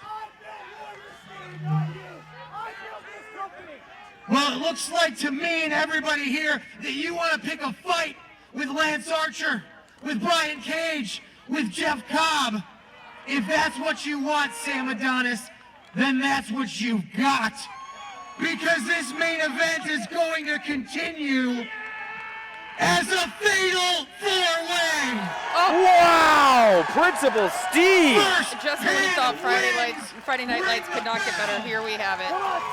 And it is now a fatal four-way. Lance Archer and Sam Adonis being added to this bout. And look, these are the top contenders in Warrior Wrestling right now. These are, Sam Adonis, every show. Lance Archer, he has decimated, he's left a trail of bodies behind him. Jeff Cobb, Brian Cage, so much potential, so many big names here right now. Brian Cage has also been on every show, except he had to miss due to injury. Injury, yeah, absolutely. But he still came all the way here to be a part of Warrior Wrestling. Yeah, absolutely. And we've got now a fatal four-way match as Sam Adonis finds himself surrounded here. Oh, that's not a position you ever want to be in. You do not want to be trapped in between Brian Cage and Jeff Cobb. By the way, now there's Lance Archer. And Lance Archer sending Adonis in the corner. And, this is a fatal four-way match, but it might be a triple threat here pretty soon if they just completely immobilize and dismember Sam Adonis, which seems to be something all three men are down to do. Yeah, they're pretty keen. But it is broken down now. Lance attacking Jeff Cobb. And the two big men of AEW, Lance Archer, managed by Jake the Snake Roberts, Brian Cage, managed by Taz. Two big, heavy hitters sitting in the middle of the ring, and Sam Adonis trying to pull a fast one here, pushing them into each other. A roll-up on Lance Archer, duck dive, and a Hurricane Rana from Brian Cage to Lance Archer. Cage firing back against Adonis, sending him over the top rope to the outside. Here comes a huge crossbody. A huge crossbody from Lance Archer. And Lance Archer calling for the murder bomb. Is he going to be able to hit it on the FTW champion, former Warrior Wrestling champion? And no. Sam Adonis pulling Lance Archer out of the ring. And Jeff Cobb stalking Adonis. Adonis and Archer down. Brian Cage looks to be building some speed as he shoots over the top rope, cannonball style, to take out all 3 men. That's a whole lot of Cage. And the fans in attendance right now going absolutely wild for what they just saw.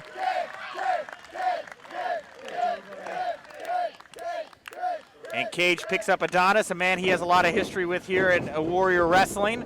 Adonis crawling to the corner, only to be followed up by Cage like a freight train, delivering these huge blows. Sam again thrust across the ring by Cage, who this time Adonis is able to get the foot up, but Cage drops him with a spinning body slam anyway. Lance Archer once again on the attack of Brian Cage. He's got him in the middle of the ring. Is he going to try to hit him with his own? No, Brian Cage. Oh. He's the one who gets Lance Archer up here, reverses the situation. Again, another stalling suplex here. Brian Cage did this to Cobb, does it to Archer. Oh, Sam Adonis, you better watch out. And Brian Cage again in control. Jeff Cobb makes his way into the ring, and he is trying to German suplex Brian Cage right now. Cage trying to fend off Cobb. Cobb with a huge uppercut to Brian Cage, and now Cobb looking for a slow rolling German suplex, and you can see Lance landed on his wrist right there. It's an easy way to break your wrist, absolutely. Sam Adonis here able to somehow pick up Jeff Cobb, drop with the Death Rally driver, and what is Sam Adonis going to have to do here to try to pick up some energy for himself? Big kick to the face of Brian Cage, and you got Lance Archer there sitting in the wings. Sam Adonis, I think Sam thinks he might be onto something here right now. Everybody's down, he's in control. He's got Lance in the corner. He's got a false sense of security, though, because they are taking that moment to gather themselves once again, and then you're going to have 3 very angry, And Lance picks up as Sam from the corner. Powerbomb from 7 feet up. Down goes Adonis. Archer with a big kick to Cage in the corner. Big kick to Cobb back in the corner. Lance sees guys in both corners. What's Lance going to do? He's going to run around. He's going to throw the full weight of his body into Cage, into Cobb, back to Cage. Once more to Cobb. Can he do it again? There it is. Once more. He is leaving a waist trail behind him. And everyone is down. Everyone just crumples in his wake. Everybody dies. Oh, but Sam Adonis decides to go toe-to-toe with the Murder Hawk Monster. Big punch to the face, and oh, here we go. Don't think that Lance Archer doesn't know how to go to the top rope. Here he is, tightrope walking, shades of the Undertaker. You see Sam Adonis totally in control here by Lance Archer, who does a huge moonsault. Springboard moonsault, taking out the arm and the body of Sam Adonis. And Archer quickly back to his knees, and I think he smells a potential victory. Now, you got to remember, even though this match was made a fatal 4-way, Lance Archer and Sam Adonis have had some time here to recoup from their match earlier in the night. Cage and Cobb have been wrestling here for 20 minutes before these guys came in. And look at Cobb here now, grabbing Lance Archer, another tour of the islands. There we go, and now back to Cobb and Cage here, the men that started this bout. And Cage laying out Cobb with a face plant there. Sam Adonis now trying to get in on Cage, but Cage is not having any of it. Big knee to the chest of Sam. And Cage picking up Sam. I thought he was going for that drill claw. Couldn't get a hold of him. Sam with a bridging suplex. Looking for that pinfall on Cage. Cage barely able to kick out. That was huge for Sam Adonis. He needed something like that. Yeah, and Sam is an absolute technician. He knows how to get a hold of a situation when he needs to, and he's doing that just right now. Cage, oh, that was a big knee right underneath the chin of Sam Adonis. Archer with a big boot, laying out Cage. And now we got Cobb with a lariat. Another lariat here to Sam, but Sam able to reverse and right into that back plant. Oh, Jeff Cobb just twitching. And everybody is down.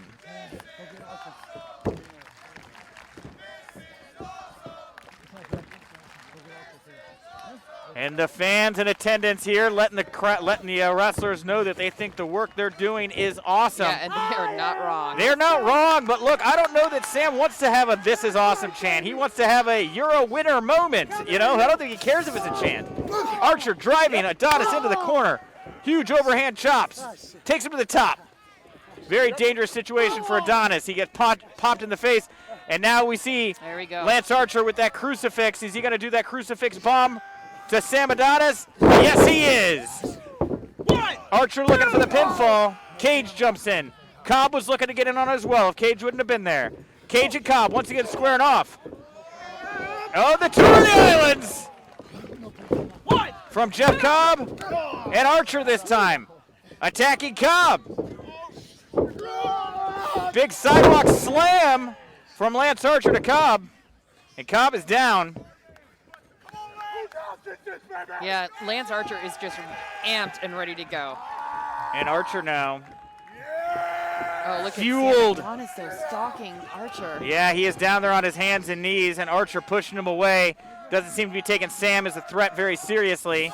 Oh. Sam once again going for that low blow, and Archer saw it coming this time, cut him off. He hit the low blow. Trading the blows of his own. It's a fatal four-way match. The rules are loose here. Yeah, absolutely. Another good shot to the gut here from Archer to Cage. Cage shoots Archer outside. Big Pele kick there from Brian Cage, sending Archer to the ground. And Cage here looking to pick up Sam Adonis. Adonis goes up. Drill claw goes down. Brian Cage. Can he pick up the win? And there it is! Brian Cage, ladies and gentlemen. Your winner of the match, Brian Cage! He was the Warrior Wrestling Champion, the longest reigning Warrior Wrestling Champion of all time. And now here he is, standing tall in the main event, having laid waste to Cobb, having laid waste to Archer, having laid waste to Adonis. I have a feeling we are on a collision course between Brian Cage and Brian Pillman Jr. in the not-too-distant future. Thank you all very much for coming out to Warrior Wrestling Friday Night Lights tonight. We want to thank our great sponsors, the High Spots Wrestling Network, Wrestle Travel, and the True Heel Heat podcast. We thank you all so much for tuning in. Once again, I am Nick Hausman, Haus Rebel over on Twitter, and my partner here is Val Capone. Val, what is your Twitter handle? At Val Capone. Oh, that's so original. I know, it's crazy like that. At Val Capone. From Chicago, who knew? Val Capone, ladies and gentlemen, give us both a follow. Come on back, hashtag Friday Night Lights, support Warrior Wrestling, and we will talk to you very soon. Good night. I want to personally thank each and every one of you for joining us tonight. True Heel Heat. We've interviewed the stars of professional wrestling. We've partied with the Bullet Club.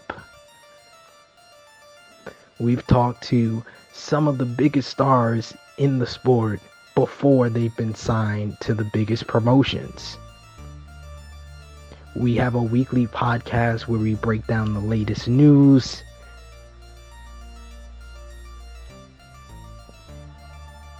And of course, we break down the week-to-week TV shows, whether that's Impact Wrestling, NWA, All Elite Wrestling, WWE, and NXT, New Japan Pro Wrestling. We talk about it all. And we are unfiltered, uncensored. We are not just friends, we are family. And we love to have a good laugh and have a whole bunch of fun.